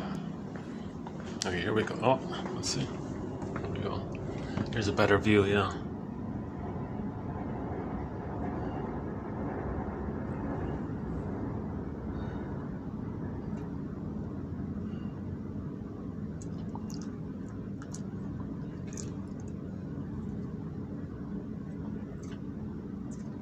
The singer Warren Zevon has a song called "If You Won't Leave Me, I'll Find Somebody Who Will."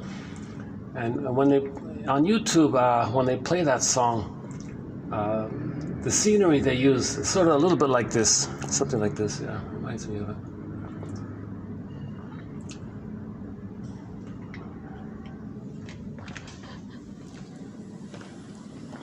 Oh, it's nice and quiet up here. Why didn't I come up here? Why didn't I come up here? I was gonna come up here. It's so rare to have this place so quiet up here. Oh my God. Yeah, I missed it.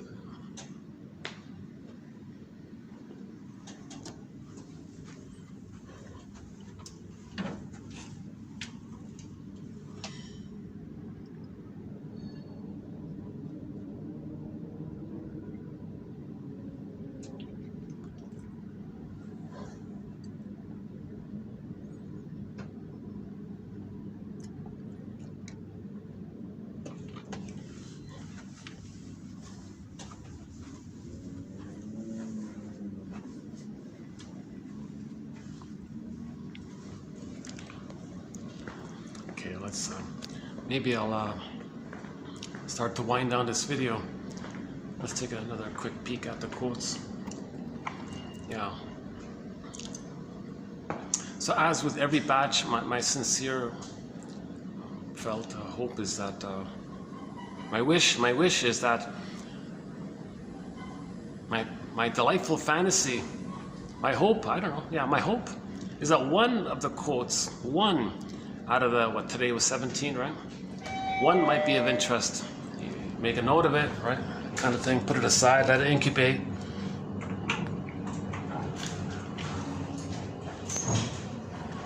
I'd be curious if anybody tries that.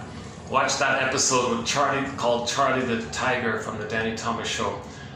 You know, like before you go to sleep kind of thing. And see what dream you might get.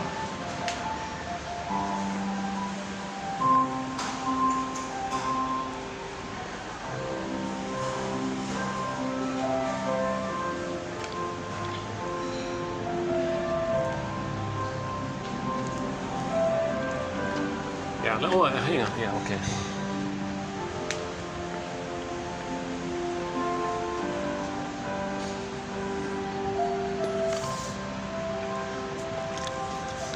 The opposition between repeating and remembering, contrasting ways of bringing the past into the present.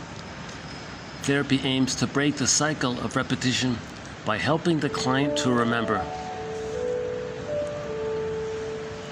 Yeah, so you help a person to remember if you feel safe with them. If they're deaf and give you misattuned things, well, you're going to shut down and act out, not remember, right? That's a real gift if a person has that kind of attunement, right?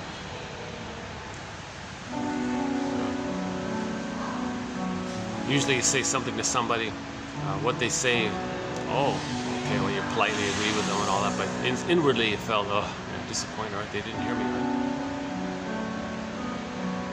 And if it happens with the therapist, then the emotionality is, they'll show up late, they won't. Oh, yeah, think about it. People don't return your text or call you back or call late or something. Well, that's because previously they felt unheard with you. Maybe.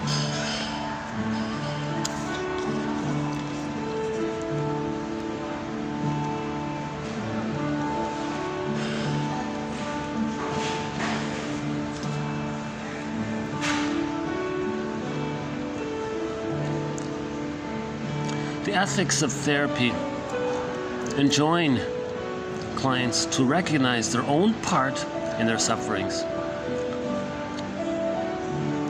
Yeah. So what's your part in your own suffering?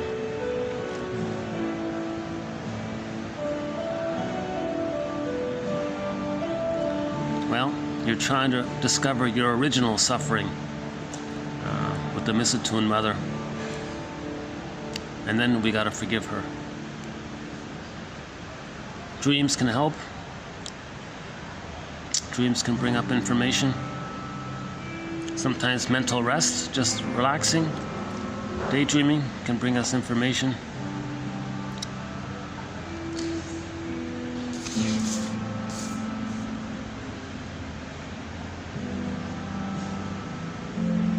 And I have no idea to what degree the glands influence us.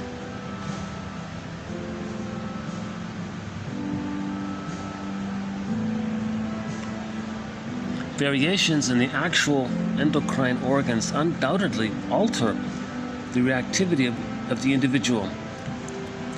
Yeah, so maybe the glands gives us a certain resource as a buffer to absorb the inner conflict.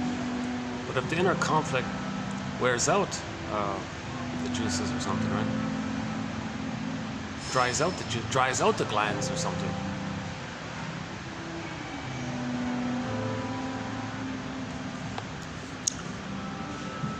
Variations in the actual endocrine organs undoubtedly alter the reactivity of the individual, so that certain complexes are not as well dealt with by reason of this sensitivity.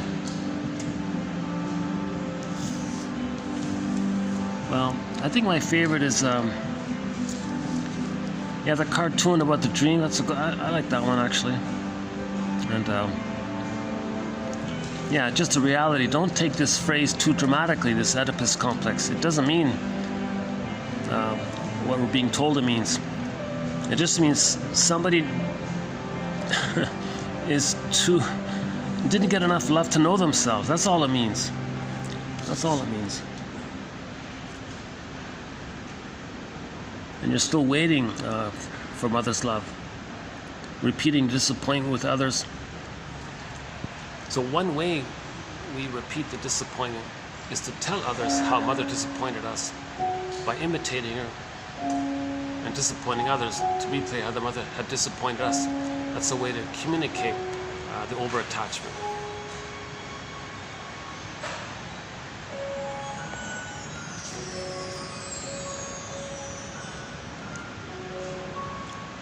Yeah, the term acting out is usually reserved for those actions which display an impulsive aspect relatively out of harmony with the subject's usual motivational patterns, and which are therefore fairly easy to isolate from the overall trends of this activity.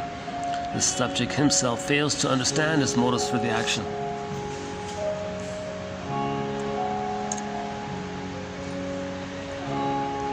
So if you're doing some sudden extra thing, like normally you eat two cookies. Let's say suddenly you eat a whole box of cookies. Well, you're acting out. Are you aware of it? That this unusual activity, impulsivity, it's easy to isolate. So what triggered that? What interaction with someone else reminded you of the deafness of your mother? Yeah, so the plastic bottle, talk about a deaf mother. The plastic bottle, that's obviously a deaf mother. Babies nursing with the rubber nipple in a plastic bottle. Well, there's no response from a rubber nipple. There are no nerve endings to the mother. The mother can't pick up the signals adequately if there's that block there, right? That barrier there.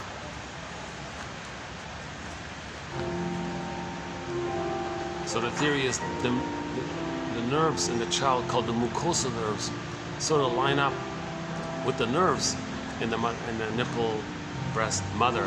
So the mother gets a signal from the child through the nerves. If that nerve line isn't there, the mother's deaf to the child.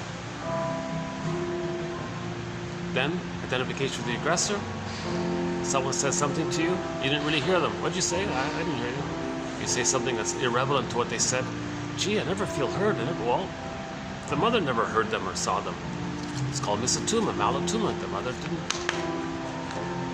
didn't get the baby signals. So we don't want that line to be broken. The baby needs an extended line with the mother. Our song for this is I Got a Line on You by the rock band Spirit. I just twisted the line that I got a line with you. Baby comes out, mother, I need a line with you. Baby, here you go, here's the line. I got the line. All right, I got a line with you, and I got a line with you. And the reverie, and let the music play on. Let the music play on.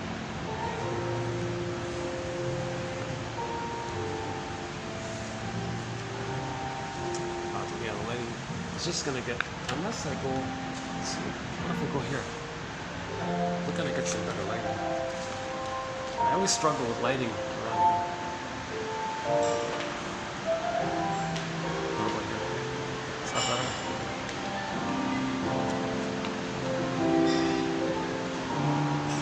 It's amazing, eh? When I first got here, this place was packed. Now it's all emptied out.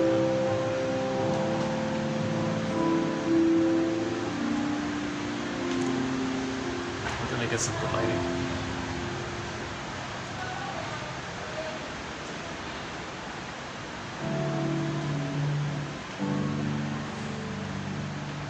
That's about it, right?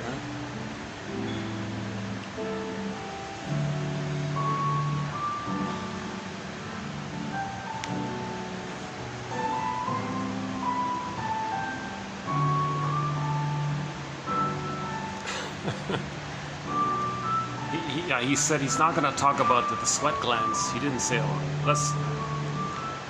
talks about like the glands like that go out to the outer, like to the ducts and all this or something. That's the sweat glands. He's talking about the other glands like that are within, that release like juice, so-called quote-unquote juices sort of within. It converts raw material to juices within the glands or something. He's talking about those various, the thyroid and all those other kind of glands. But the personality may affect the body, right? The body bears the burden. So if there's an endocrine problem, well, look at the psychology, because the psychology may have stressed out the body, right?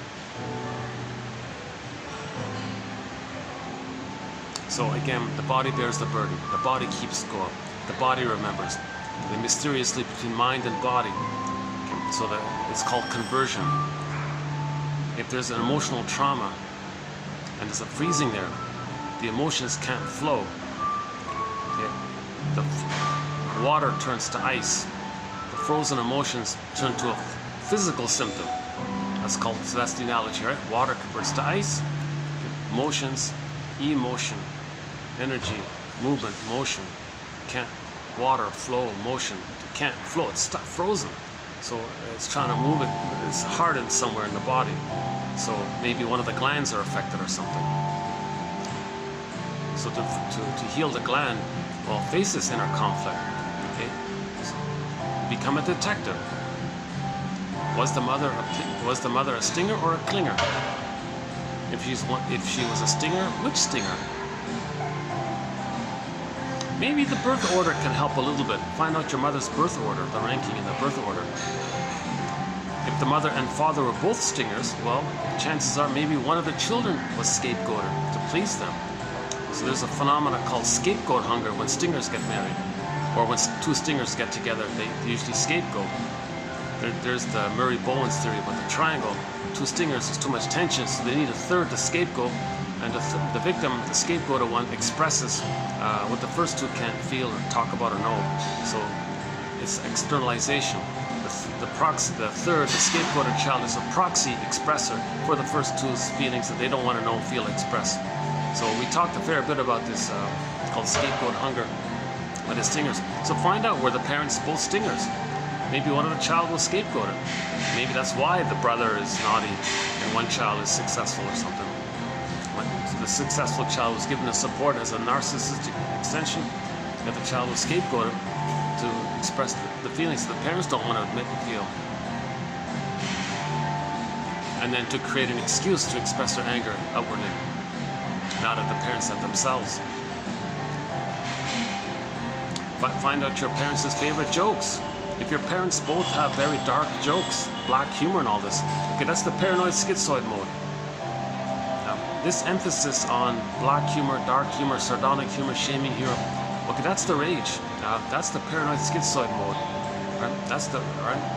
That means the child didn't get enough love to reach ambivalence, the third side of the coin, the curious reality of the complexity of homo traumacus, that we're all members of the family, same family, all members. We're all from Africa, we're all cousins. This kind of fuller, deeper family feeling, it's missing. Childhood trauma, it's got us in demon.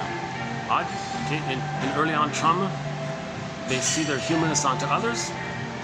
They say you're no good. They revert to the time in the uterus where they were on the throne, His Majesty's the baby, egocentricity, and search for that. The dark humor and the cynicism and the sarcasm gratifies the I'm okay, you're not okay. It gratifies the loyalty to the mother.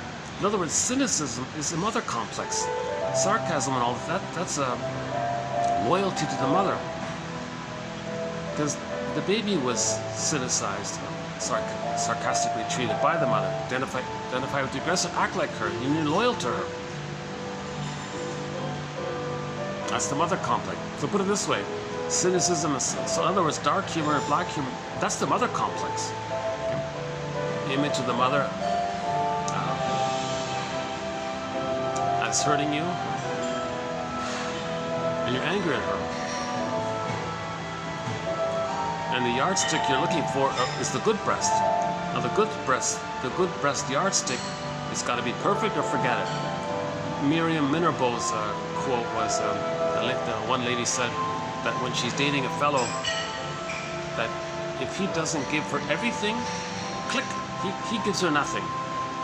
That's sort of a very vivid example of the either or, the infantile yardstick. Are the parents grievance collectors? Are they injustice collectors? That's a sign of the paranoid schizoid mode of experiencing. Do your parents show affection, tenderness, like caresses and things? If they don't, okay, that's probably the paranoid schizoid mode, right? They can unite feelings and body, right? If there isn't any kind of tenderness, gentle, tender moments between the parents, it's like once a decade or just some. I don't mean that rare exception, but generally, if that's lacking, that's a sign of trauma as well, right?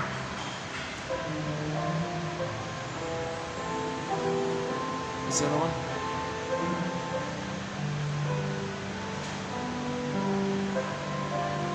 So that's a clue to your parents.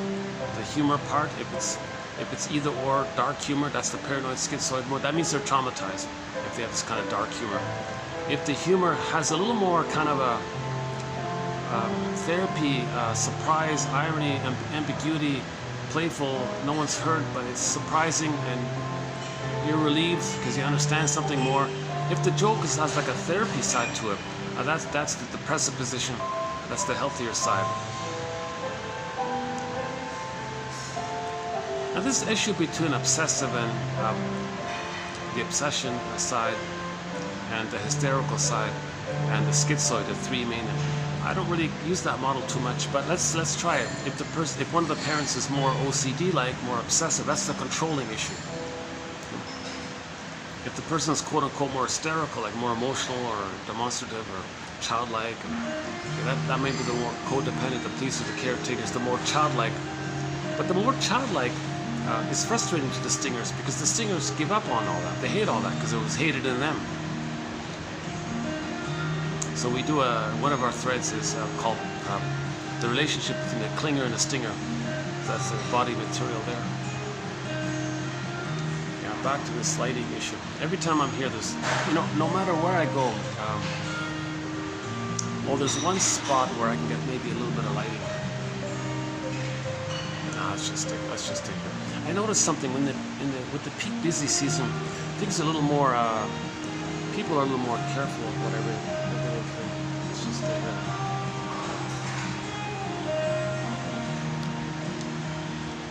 Maybe I can get more light. Let's see. Do I get more light here?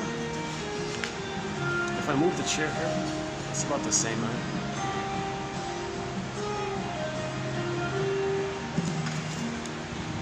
What about here? Is it better? Any better here? Not really. Right? A little bit. Oh, a little bit. Okay. Hey, what about that? It's lighting better here. Wow. Well, we'll close this video in a minute, you know.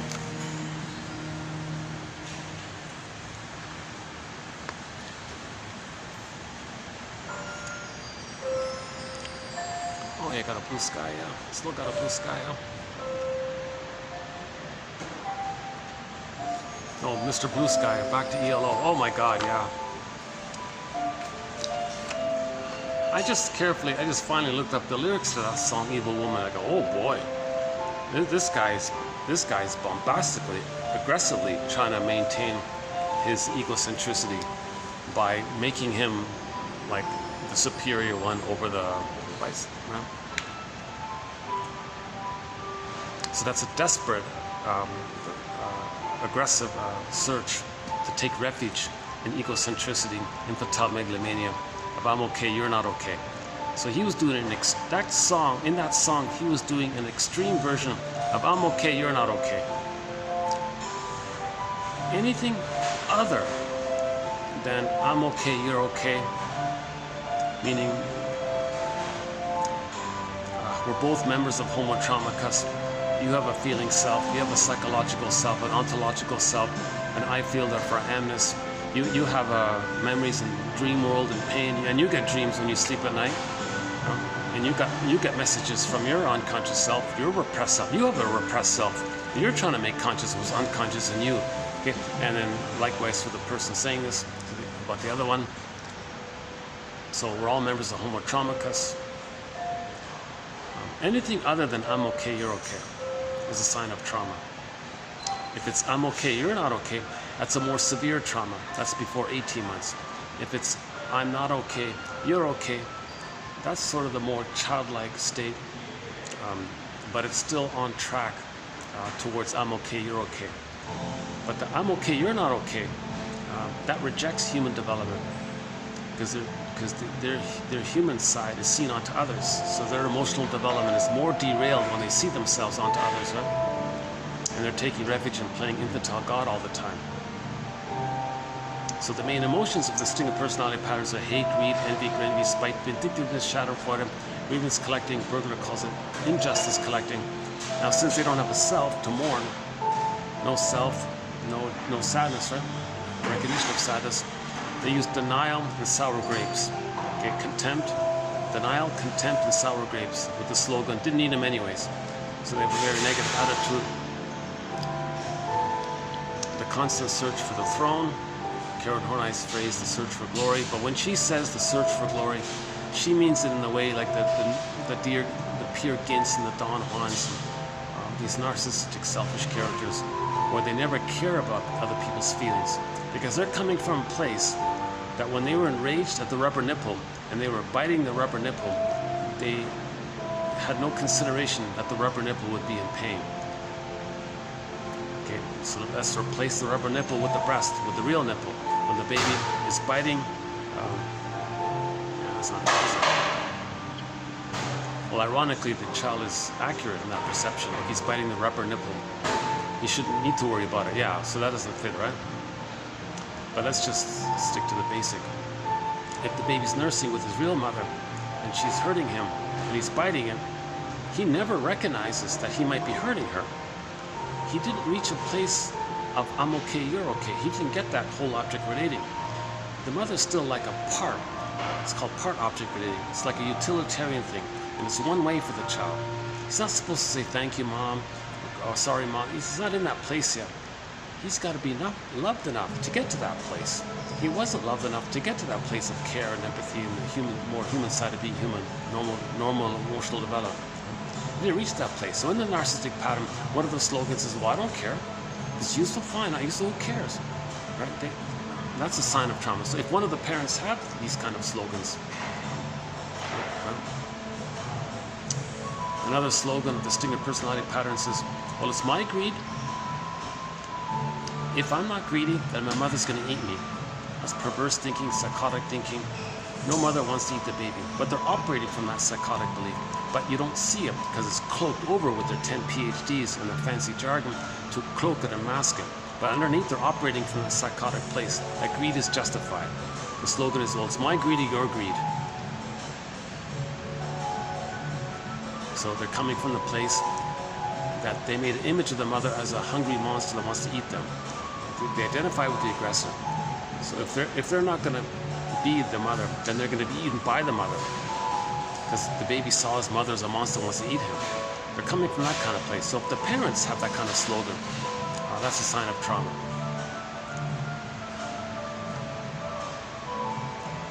Duplicity, passive aggressiveness, manipulations, games people play, all this kind of projective identification, coaxing, prodding, teasing, all this kind of stuff.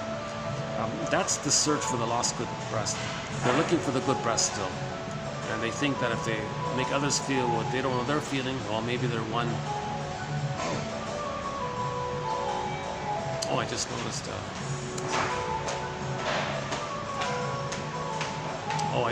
Their buffet here today had a certain theme.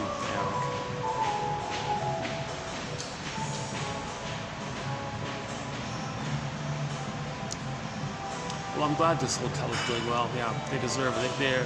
These guys have been great. Yeah.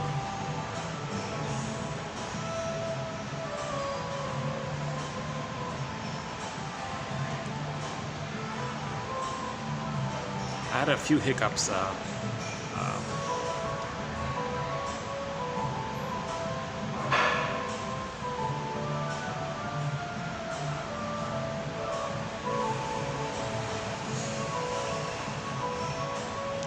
Yeah, I'm just noticing the little red Christmas tree there. I don't know if you can see it. Should we take a... showing up there? No?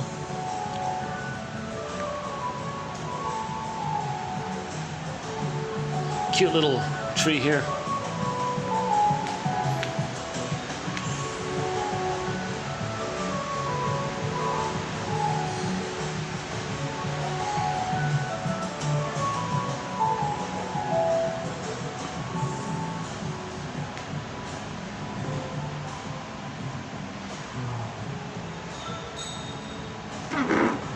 If I do this, do I get more light?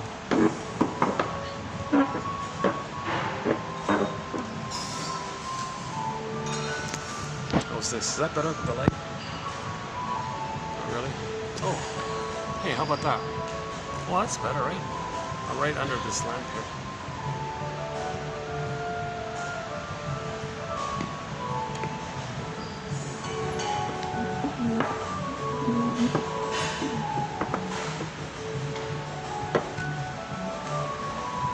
How's that?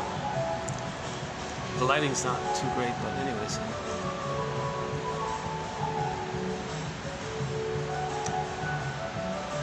So recognize that the mother is a member of Homo Traumacus. See her as a member of Homo Traumacus, like a person. A person. All people are members of Homo Traumacus, one family. We're all from the same hominid, Homo bodoensis by one theory. Then we, as Homo bodoensis, became Homo sapiens. It took us, as Homo bodoensis, an earlier version of us, 1 million years to grow the cortex. So we're all from the same line. Yeah, maybe.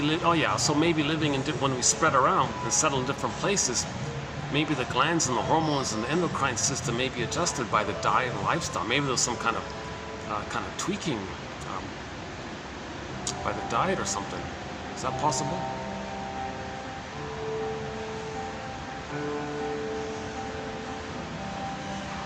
Or is it just diet? Anyways, it's superficial. It's cosmetic. It's minor. If somebody has a little extra melanin or less melanin, these are all superficial things.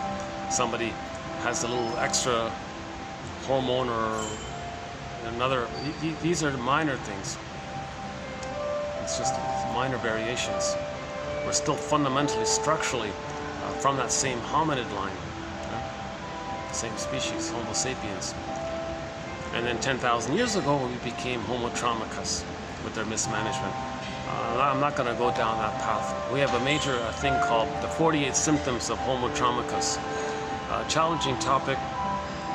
The most recent review of it was done in part 3 of 3, 27, 25. The lengthy one, the 7.5-hour video. Maybe sort of in the middle of that video somewhere. I ran through the 48 symptoms. It's emotionally draining, it's a challenging topic. It does seem that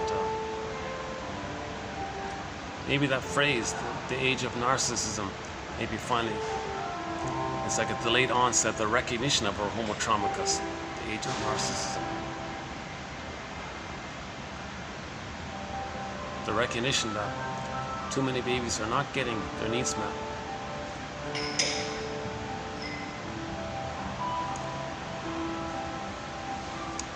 From birth to 4 to 5 months, they need paradise with the mother. Then they hatch out. When they hatch out, 4 to 5 months to 18 months, they still have that grandiosity that the world is their oyster. But now they got motor skills. So now they're going to run around and think that everything belongs to them. So if there's trauma there, click in the song, everybody wants to rule the world. No. Well, first of all, you got the everybody idea. That's a sign of trauma. Not everybody's traumatized before 18 months, but those who are thinking everybody or nobody, like they think in either or, and then the baby thinks the world is my oyster. So in other words, up until 18 months, the baby thinks everything is him. Everything is him or for him or serves him. It's about him. He's a little god in his own universe. So that's the world is my oyster phase. When he's nursing, it's his. The breast mother is his breast mother. When the baby's nursing with the mother, that mother's for him. It's his. It belongs to him. So he rules the world in that sense, right? His Majesty the baby kind of thing. He's on the throne. It's all for him. This attitude continues up until 18 months. Now, when he's running around, he's got superpowers. He's got new skills and walk and jump and all this. So if he's a junior toddler running around, like he's like a 9-year-old here running around. Once there was like a 9-year-old kid running around. He was jumping up and he thought it was all his, right? And he approached me and all this. It was nice. And the mother freaked out for no reason. See, the mother's not supposed to rebuff the child. When the child is running around thinking that the world is his oyster, all she's got to do is just gently maybe distract him if he's gonna so he doesn't hurt himself, kind of thing. Well, that's a good sign. One of the cooks just smiled and gave me a little nod there, so I didn't bother him. That's good.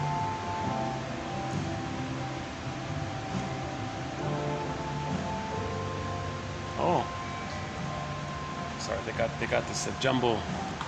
They got this jumbo screen down there. Some kind of advertisement. Dream destination.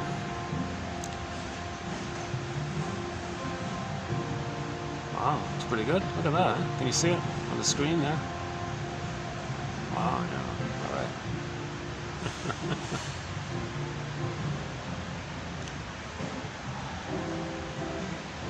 See, those ads I don't mind, right?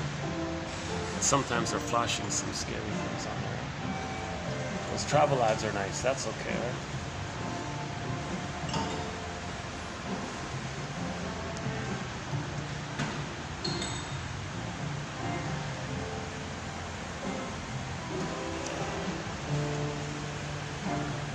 Very hypnotic.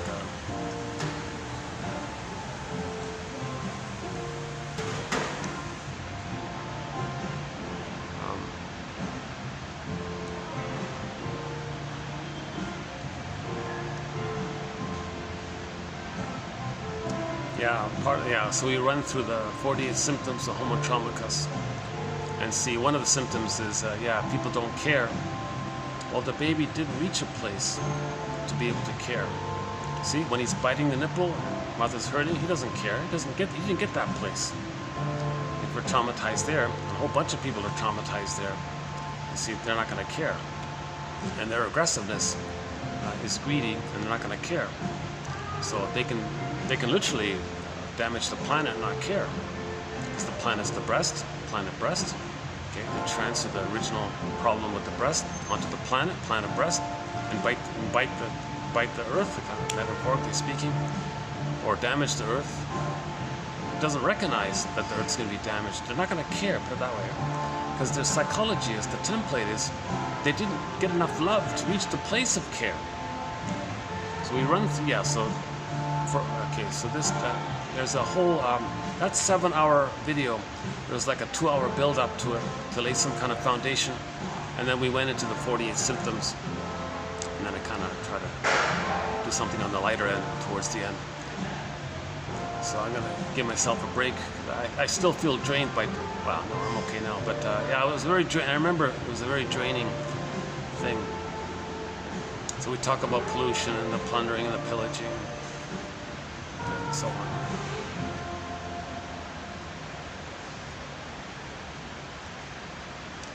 Yeah, if parents, if they like those kind of characters, find out why. Why do they like the honeymooners, that obnoxious, crude, vulgar guy, and the Archie Bunker and the Bundy, all these other characters.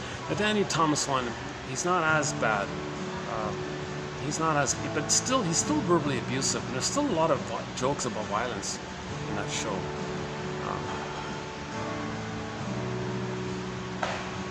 His show, of course, is the better of the batch in that category, in that genre, right? But still. Yeah, that was a funny scene with Charlie. That was a.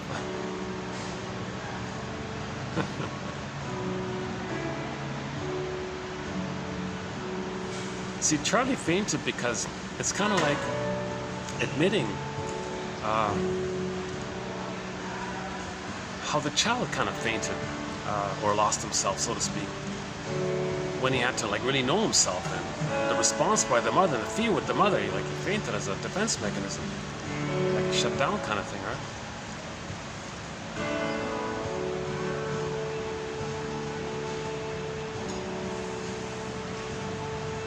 Yeah, I've been talking about that show for the past few videos, Danny Thomas show, right? In season 11, yeah, they had the Piccola, what's her name? Piccola Pupa, is that right? The 12-year-old singing star from Italy, yeah. Yeah, very high energy. I wonder what, yeah. Do we know what happened to her? She put out one album as a kid, yeah, singing Italian folk songs, yeah. Oh, there's some more travel videos.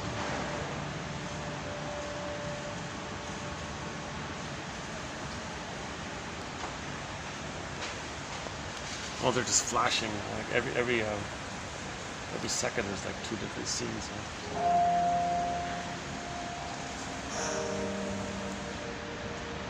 So our forgiveness thread begins with Bruce Springsteen on YouTube when he sang in Toronto the song Independence Day. The intro, I'm talking about the intro he gives to that song. That sort of begins our thread. So when we do our thread on forgiveness, we start off with Bruce Springsteen. That's one of the best song introductions, in my opinion. And then Rosanna Deerchild's quote, "The more I learned of my mother's story, the more of a person she became to me." That was the second one. And we go on like that. That's an important thread, the forgiveness one. We need these quotes to forgive our parents, because when you forgive your parents, you heal yourself. Because when you forgive your parents, you're getting your identity as a separation. Then sadness appears. First, we got to get sadness at the console. But sadness needs like a floor to stand on. That floor is called a sense of self. So we got to get some kind of sense of self out of the mother. So identify with the mother, then you know who you are as separate from that. Because what she did was from her. And you're not guilty. It wasn't your job to save her. And the reality, she did hurt. But the forgiveness is, she was stuck in her record. She might have been replaying. Oh yeah, let's do that. Oh yeah, we forgot about that. So the key's under mother's pillow. I mentioned 2 already, right? So the 4 ways mothers use their babies to meet their unconscious needs. So number 1 was repetition compulsion. The mother has a record. And she has a stinger personality pattern. If she has a stinger personality pattern, then in the new situation of having a baby, she plays the record. She sees her lost child-like wounded, shamed self onto the baby, identifies with the shaming mother who shamed her. The loyalty is to shame herself, but she sees herself onto the baby, so the behavior, she's shaming the baby, thinking she's being loyal to the record, replaying the record, thinking that by replaying the record, she's back in her past, replaying the cry for love. But she just flipped it, because in the in the double think world, things are flipped around, called identification with the aggressor.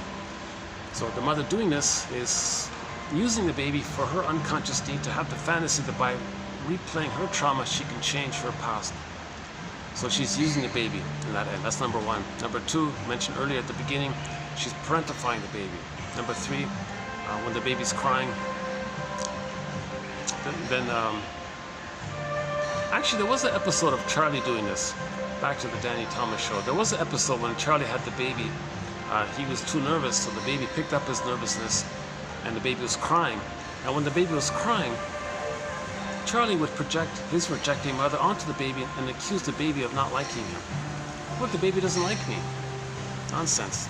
It's just that he was so nervous about the role of being a father that the child picked up on it and reacted from that.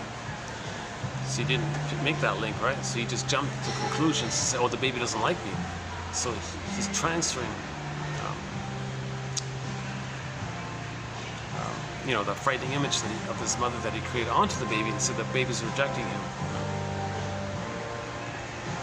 So anytime the baby's crying and the mother says, oh, look at that, how do you like that? My baby's rejecting me, doesn't like me. What an insult. Number 1, the baby had needs. Mother didn't give it to him. He's crying about it. Mother says, gaslights him and says, I don't see your cry as your needs being unmet. In fact, I see your cry as you criticizing me. Oh my God. And then number 4, she criticizes the baby in return. Okay, so those are the 4 ways that we have so far. That child's golden ball is pressed in the unconscious into the forest. In the forest, it's in a cage, so it's deeper and it's locked. So it's much harder to get the golden ball back. When the mother uses the baby to meet her needs, it's much harder to heal ourselves because we need the key. Where's the key? It's under mother's pillow. So we need the knowledge that the mother did these things. We need the knowledge that the mother herself had a mother complex, the electric complex. She grows up with the Jocasta complex, using the Jocasta style of mother. Okay? So she's looking for the good lost breast. Baby can't do it. Baby tries. He freezes up in pain in the effort to try. Hence the title of the self-help book, Do I Have to Give Up Me to Be Loved by You? See, this is the first time I can actually show you that screen. I don't know if it's showing up here, but... Oh, have I missed it? Was I doing that? Okay, I missed... Well, I wasn't pointing it correctly, sorry.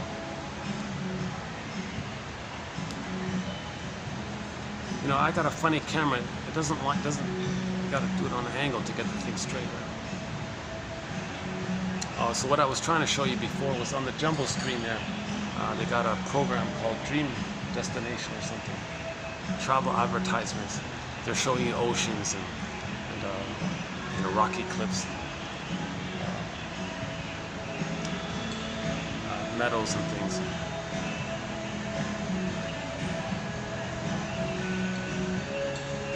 So this is a Sunday night here. I'm posting this on Sunday night, late November, 6:30 here. Late November, yeah. Pavlov's Dog. We've got 4 songs on our soundtrack from the classic rock band Pavlov's Dog. Late November, Julia, Episode, and theme from Subway Sue.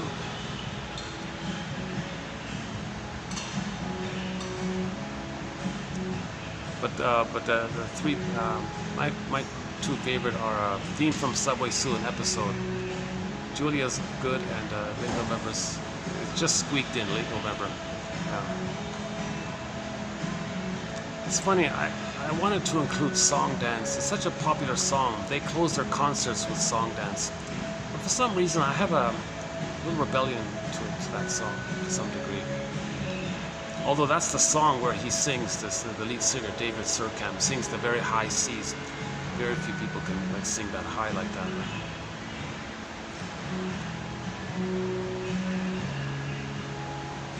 They really only had that one album, right? With those songs on it. It's a family. It's a family band. He plays with his wife and kids and all.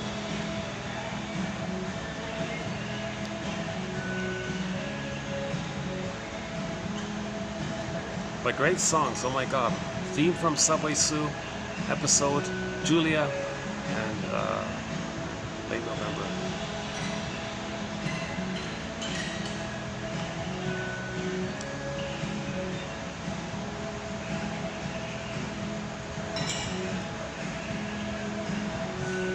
Yeah, okay, Song Dance, that's an honorable mention, Song Dance. That's the fan favorite, that one, and the audience favorite. I don't know.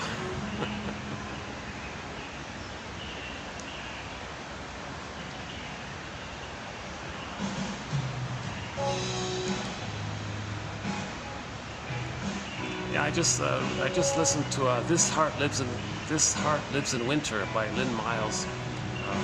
We have two songs from the folk singer on there. That's one of them. This Heart That Lives in Winter. Yeah. Farron. Oh my God, Farron, another folk singer. I've got a few songs of hers. Ain't Life a Brook?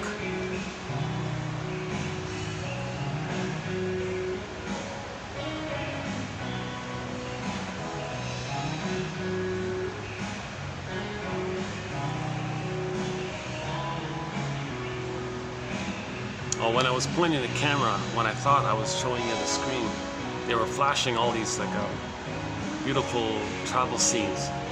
Like every second there were like 3 like flashing scenes. You know, ocean, cliffs, meadow, garden. You know, yeah, they're doing it again. Yeah, see, I don't know. Oh, now they're showing you cliff diving. Now they're showing you sports. Oh, Greece. Oh, that's what it is. Oh, I get it now. Oh, that was all. Oh, that's a travel promo for Greece. Oh, I see. All right.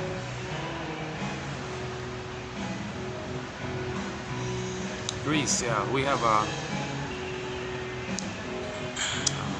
one shrink from Greece has a book called Knowledge of the Womb.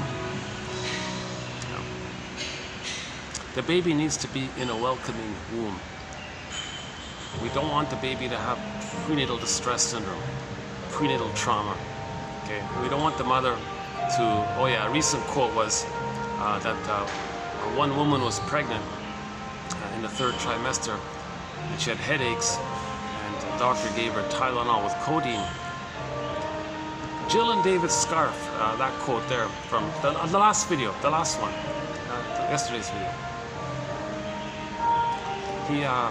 That baby, according to them, that baby in the uterus became addicted.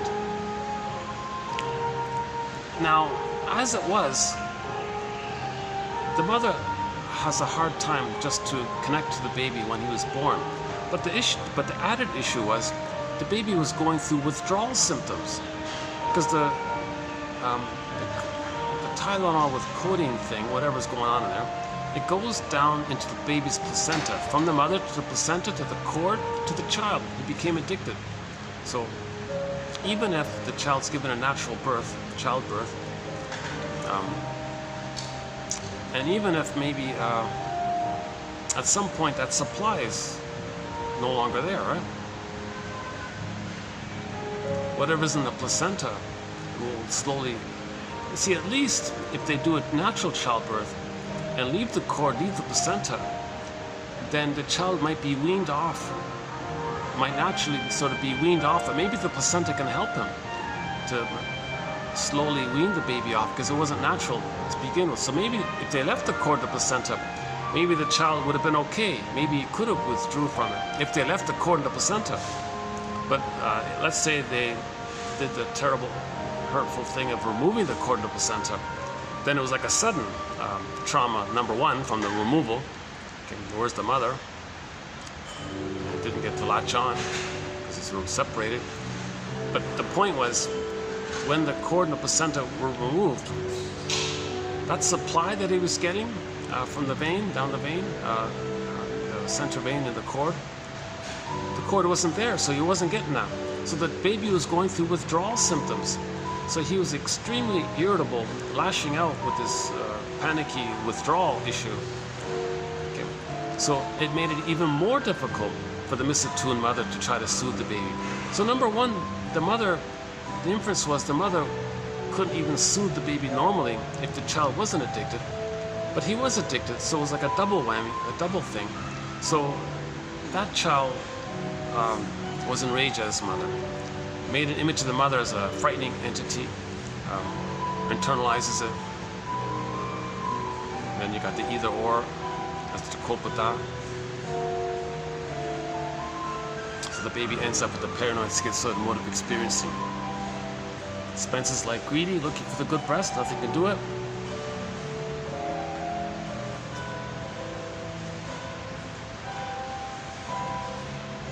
So how would that, so let's forgive a mother for accidentally doing such a thing.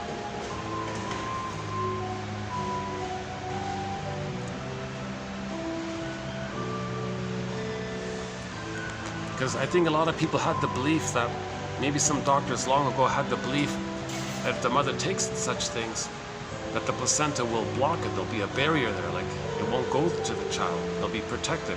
But no, now they're saying that the placenta will absorb the stuff the mother's taking. That's why mothers shouldn't drink alcohol or smoke or something, because it can affect the child like this. So that's called an unwelcoming womb, or a rejecting womb, or prenatal distress syndrome. And the other quote was, the lady went to the heavy metal concert and the baby was kicking around in a panic from all the frightening noises, sudden shocking noises. The baby was kicking around in there, and while he was kicking around, he accidentally twisted the cord and wasn't getting enough oxygen, and he's in a more panic. And while he's violently kicking in the uterus, trying to unravel the cord to get back to oxygen, the mother said, "Hey everybody, feel here, feel the belly, feel my belly. Little Junior in here is going to be a soccer star." Talk about falling on deaf ears.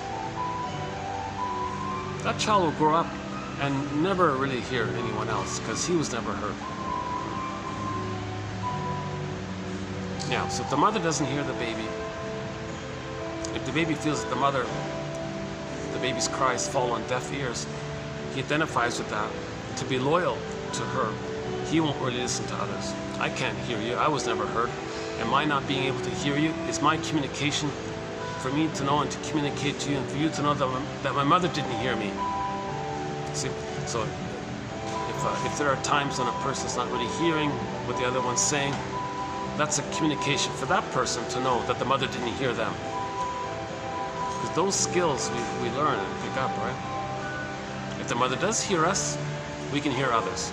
Mother doesn't hear us, we don't hear her. Likewise.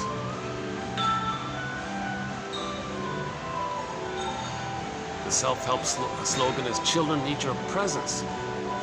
Not your presence. Not the powder stuff. They need motherly maternal presence. Then he'll feel present to himself.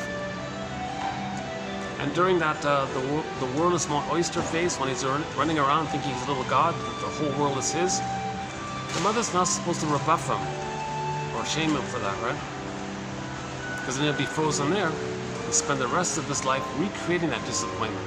He'll deprive it in others because it was deprived in him. Plus, he'll take refuge in that place, searching for it and always being disappointed. So his slogan will be, yeah, never enough. You'll do it again, be greedy, and it's always never enough. Nothing can satisfy. Oh, there's the Oh, there must be a new, looks like they got a new chef here. I'm slowly getting to know all the stuff. Sometimes they change.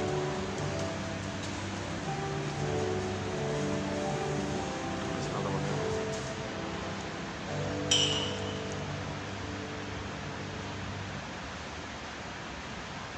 Well, the various venues that tolerate me, I go around. A couple of places that I go that give me a little. I really try my best not to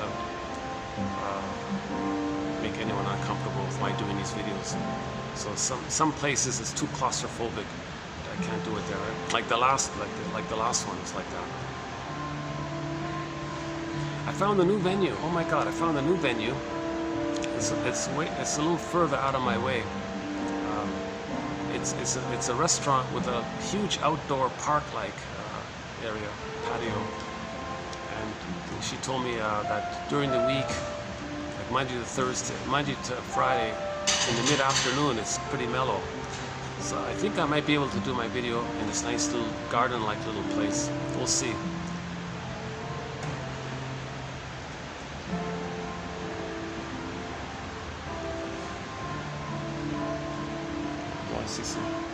Let's see if I can aim it correctly this time. I don't know if you can even see it on there. Swimming pools. Okay, we're floating in the pool. Okay, various models. Yeah, some people think when you're floating on the pool, when you're relaxing, floating on the pool, it may trigger the memory of when you were floating in the uterus. Right? So there's the added peaceful quality, not just physical calm, but the original calm that you felt in the paradise, in the uterus. What about that? What about people who don't like to relax on the water mattress on the pool? What I don't like this. That's a clue. Yeah. What if someone tries to just relax and float and lie on the water mattress on the pool or something, and they panic? Maybe it triggers the memory of the panic in the uterus. So that'd be a clue that there was prenatal distress in them. If a person can't relax on the pool like that, right?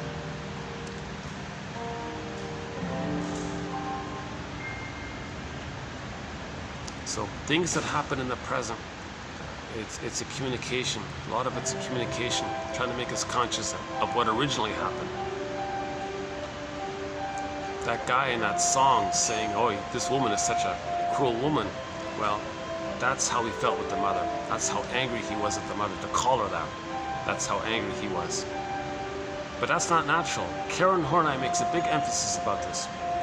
You know, Karen Horney really shifted psychoanalysis into its proper humanitarian perspective with her book called New Ways in Psychoanalysis back in the 30s. Karen Horney, one of our mentors. Her book called Our Inner Conflicts has won a Golden Windmills of the Mind Award. It's an excellent book, yeah, Our Inner Conflicts. Oh, well, there's that flash stuff. Quick flashing thing they're doing again. Do you want to see it?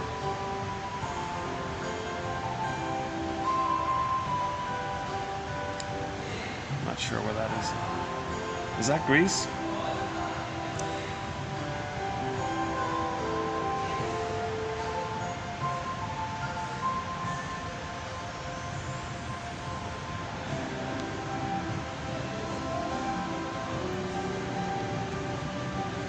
Oh, sorry.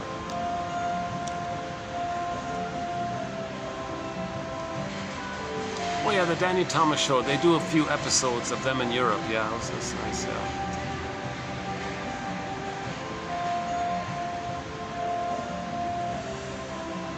I think one or two in Paris, one or two in Italy. I think there was one in Spain, is that right?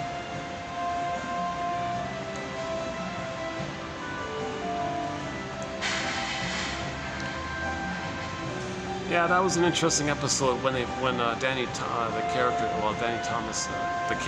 Thomas first met Piccola, what's her name? Piccola Pucca. she was trying and trying to get his attention. And finally she was punished, so she was sulky and all this. And then he felt sorry for her. And it turned out she was a singer herself. And that's how. And there's a bit of a reality to this, because that, in the making of that episode, she was invited to the States, and she did some kind of disco song or something. It's on YouTube, yeah. So I forgot what it's called. Breakaway. Oh, Breakaway, is that right? Breakaway. Not Kelly Clarkson's Breakaway. Another song from an earlier song. Kelly Clarkson's music video, Because of You, has won a Golden Windmills of the Mind Award. For the music video, she looks back. You see her holding the hand of a little child. That was her as a child, facing the past, admitting it, knowing it, capturing it, recognizing the past. And then in the present, she didn't have to repeat and replay the past because she identified the past. The ghost is laid to rest. Then she didn't need to do in the present what the mother had done to her. So that music video, it's a great little 3-minute little scene there of admitting the truth of the past and not needing to repeat it. We repeat to know the past. If we know the past, we don't need to repeat it. Right? But when you know the past, you gotta really know the past, meaning you gotta feel it and mourn it. Then the ghost is laid to rest. So the cognitive knowledge is just the first step. You gotta go from cognitive knowledge to emotional knowing.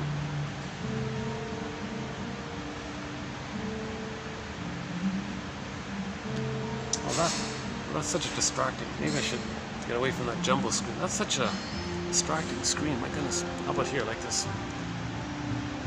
Let's see what worse. Is there a place where I cannot see that screen? Hold on. How's this? What if I go here? Well, maybe I should just close up this video.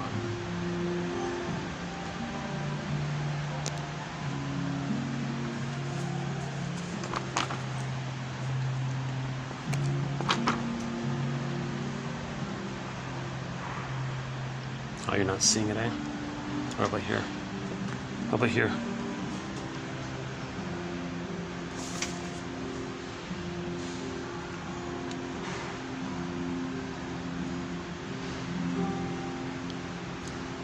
The opposition between repeating and remembering. These are contrasting ways of bringing the past into the present. We can remember the past. Okay, so back to the Heck Ramsey show. The character Heck Ramsey, played by Richard Boone, right? He was worried about his girlfriend. If she's going to be able to be emotionally available to him. So she reassured him by saying, "Don't worry, Heck Ramsey. The past is to be remembered, not lived as the present." That's the shortest, briefest, most succinct way of just saying it. The past, the past is to be remembered, not lived as the present.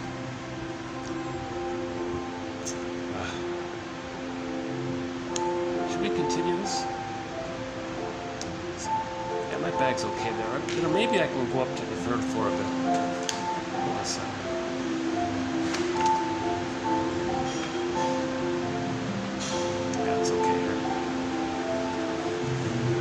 The past is to be remembered, not lived as the present.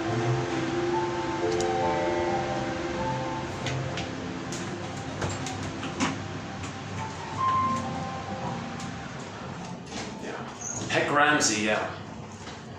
Richard Boone, he's the guy who played Paladin. Paladin, where do you roam?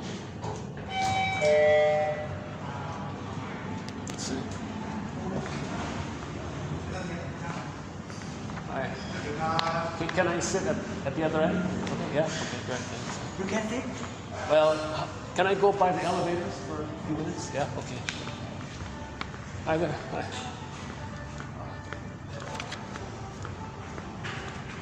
Oh wow. Oh, hang on. Is there a meeting going on here? Is there some kind of meeting taking place here now? Sorry? Is there a conference or a meeting going on here? Are there people inside? Oh, where you want to go? No, it's empty. Okay, I see. Okay, got it. Okay.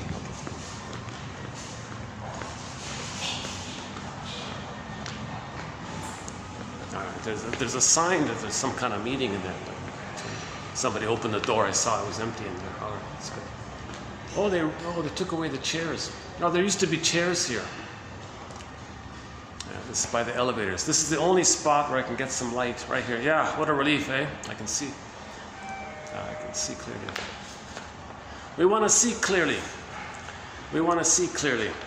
To help us see clearly about ourselves, about others, realistically, reality testing, conscious ego, know our interests. See clearly, know clearly our uniqueness, our interests, our three-dimensionality. See more clearly. Not just sleepwalk through life, blindly doing things we don't know what we're doing.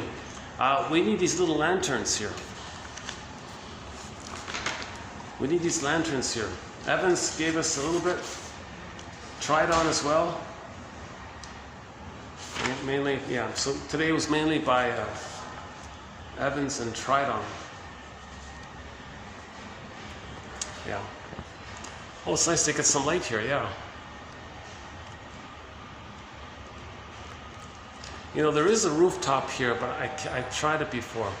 The moment I go to the rooftop, all that techno-thumping music, if you want to call it that, is all copyrighted. And, so I've given up on that now. So you have to go back and trim it out anyways, right? The only thing I can do is show you the view from the Italian place. Let's see.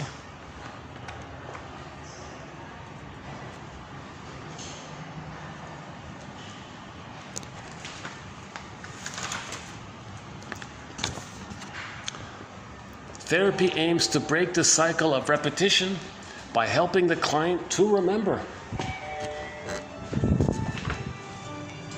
Please stand clear of the closing door. Right? Therapy aims to break the cycle of repetition compulsion by helping the client to remember.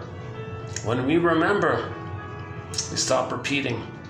If we don't remember, we keep repeating until we do remember.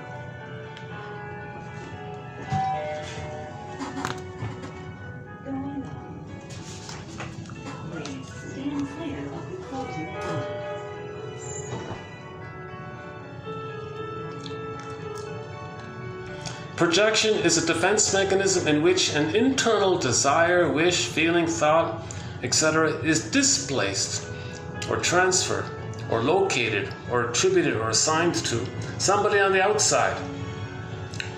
For example, the woman who feels unfaithful may protect herself from these feelings by accusing or saying that her partner is being unfaithful. Common. Oh, here's the music issue here. Oh no, this is copyrighted here. Oh, okay. I'll forget it. Okay. Okay, this maybe if I talk over it, it'll. Okay, now this is going to be trimmed out. This little section here is most likely going to be trimmed out. I didn't know this was the same music as the rooftop.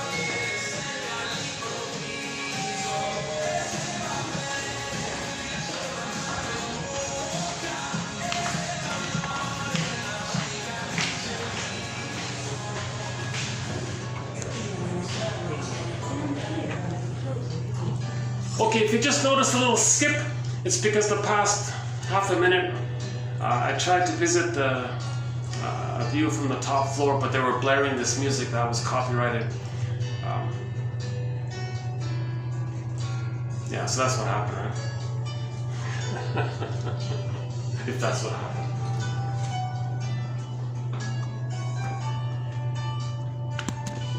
Yeah. Neurotics deny their own responsibility for what is going on around them. The ethics of therapy helps the client to recognize their own part in the situation. What's your role in it?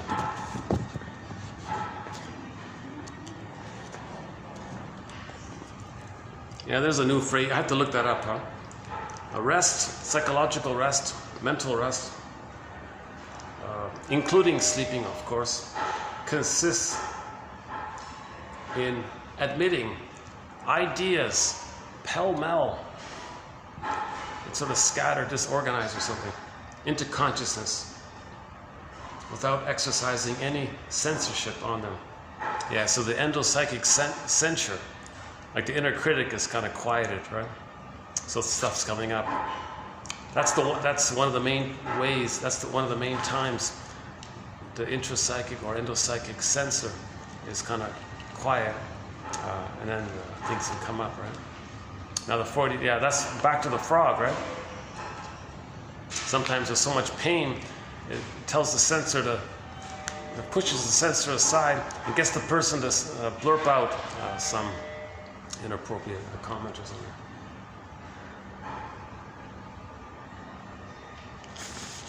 That's it, eh? All right. Okay, this one, yeah, the endopsychic, okay, the glands. Acting out. Yeah. So in the therapy context, so originally this phrase was specific to the therapy process. But this quote adds to why the acting out takes place. Because the wrong interpretation by the therapist is a trigger of the original deafness of the mother. And that anxiety around that. And then he acted out. So he would ideally, the idea would be, I guess he would say, no, I feel unheard by that statement. And that was a trigger. I think somehow, yeah, that was a pattern in my childhood. I felt unheard. I never felt safe I never felt confident that I could say what I needed or felt, and feel like that I'd be heard. In fact, it's the opposite. If I said something, I'd be criticized for it or blamed for it. And you being misattuned kind of triggered all that. That would sort of be the idea, right? Maybe that's why the client chose this misattuned therapist to realize this issue.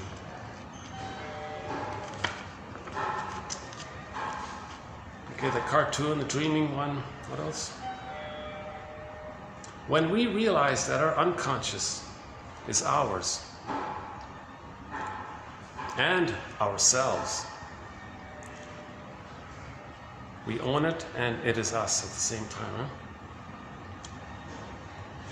So that's the repressed self, the secret self.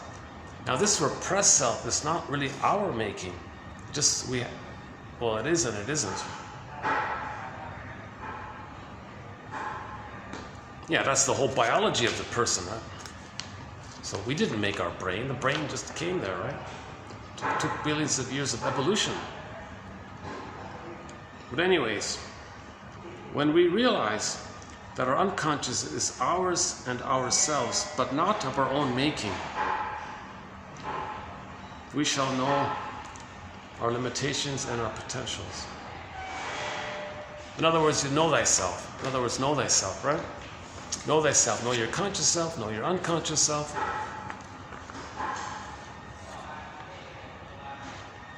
That's a thought, eh? Maybe next time I bring a chair here. Turn off these flashing, see if I can turn off these flashing,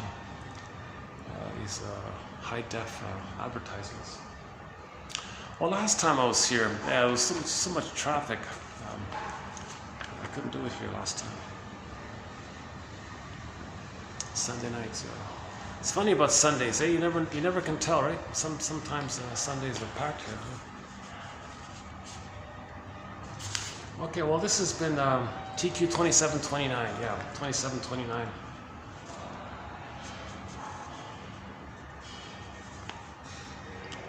Mainly about acting out. That's sort of the key one here.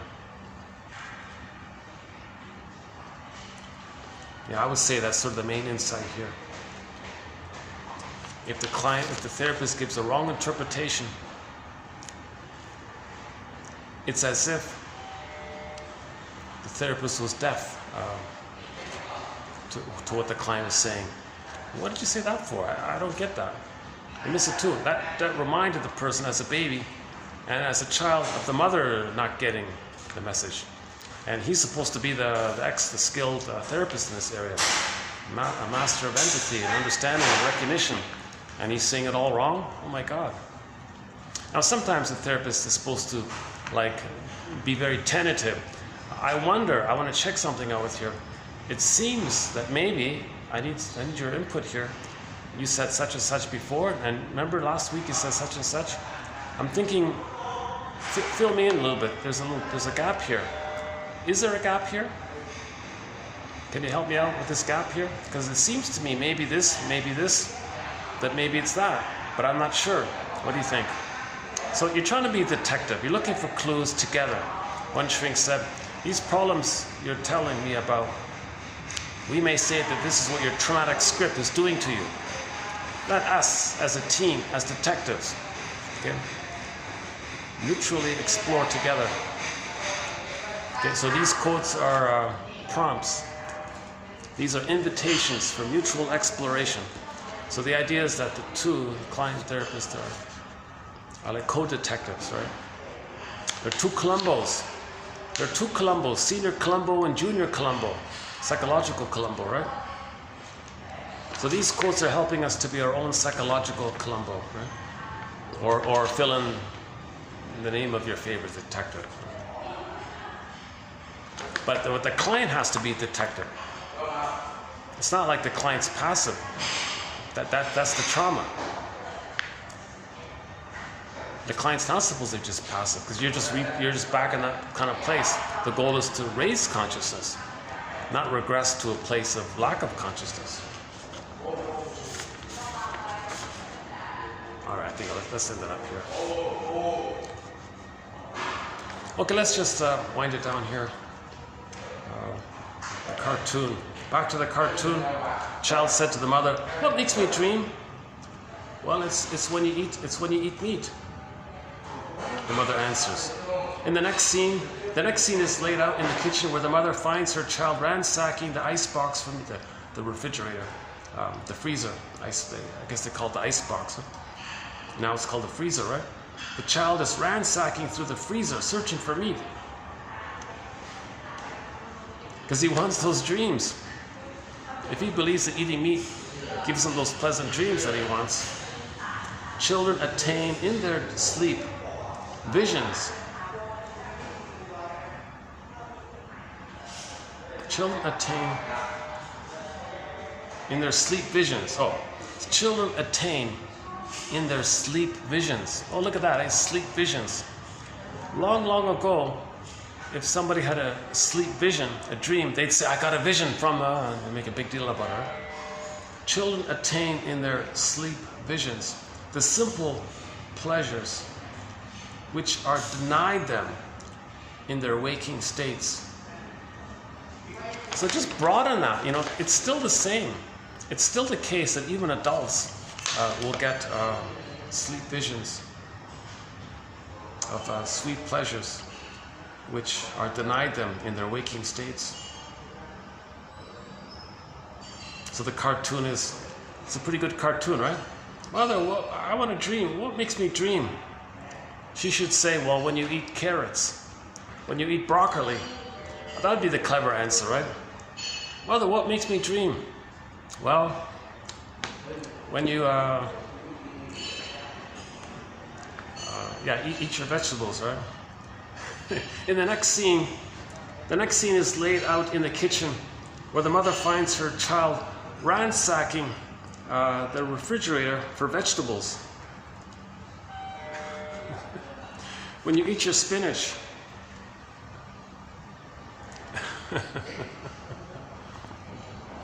Okay, why don't I just leave it here?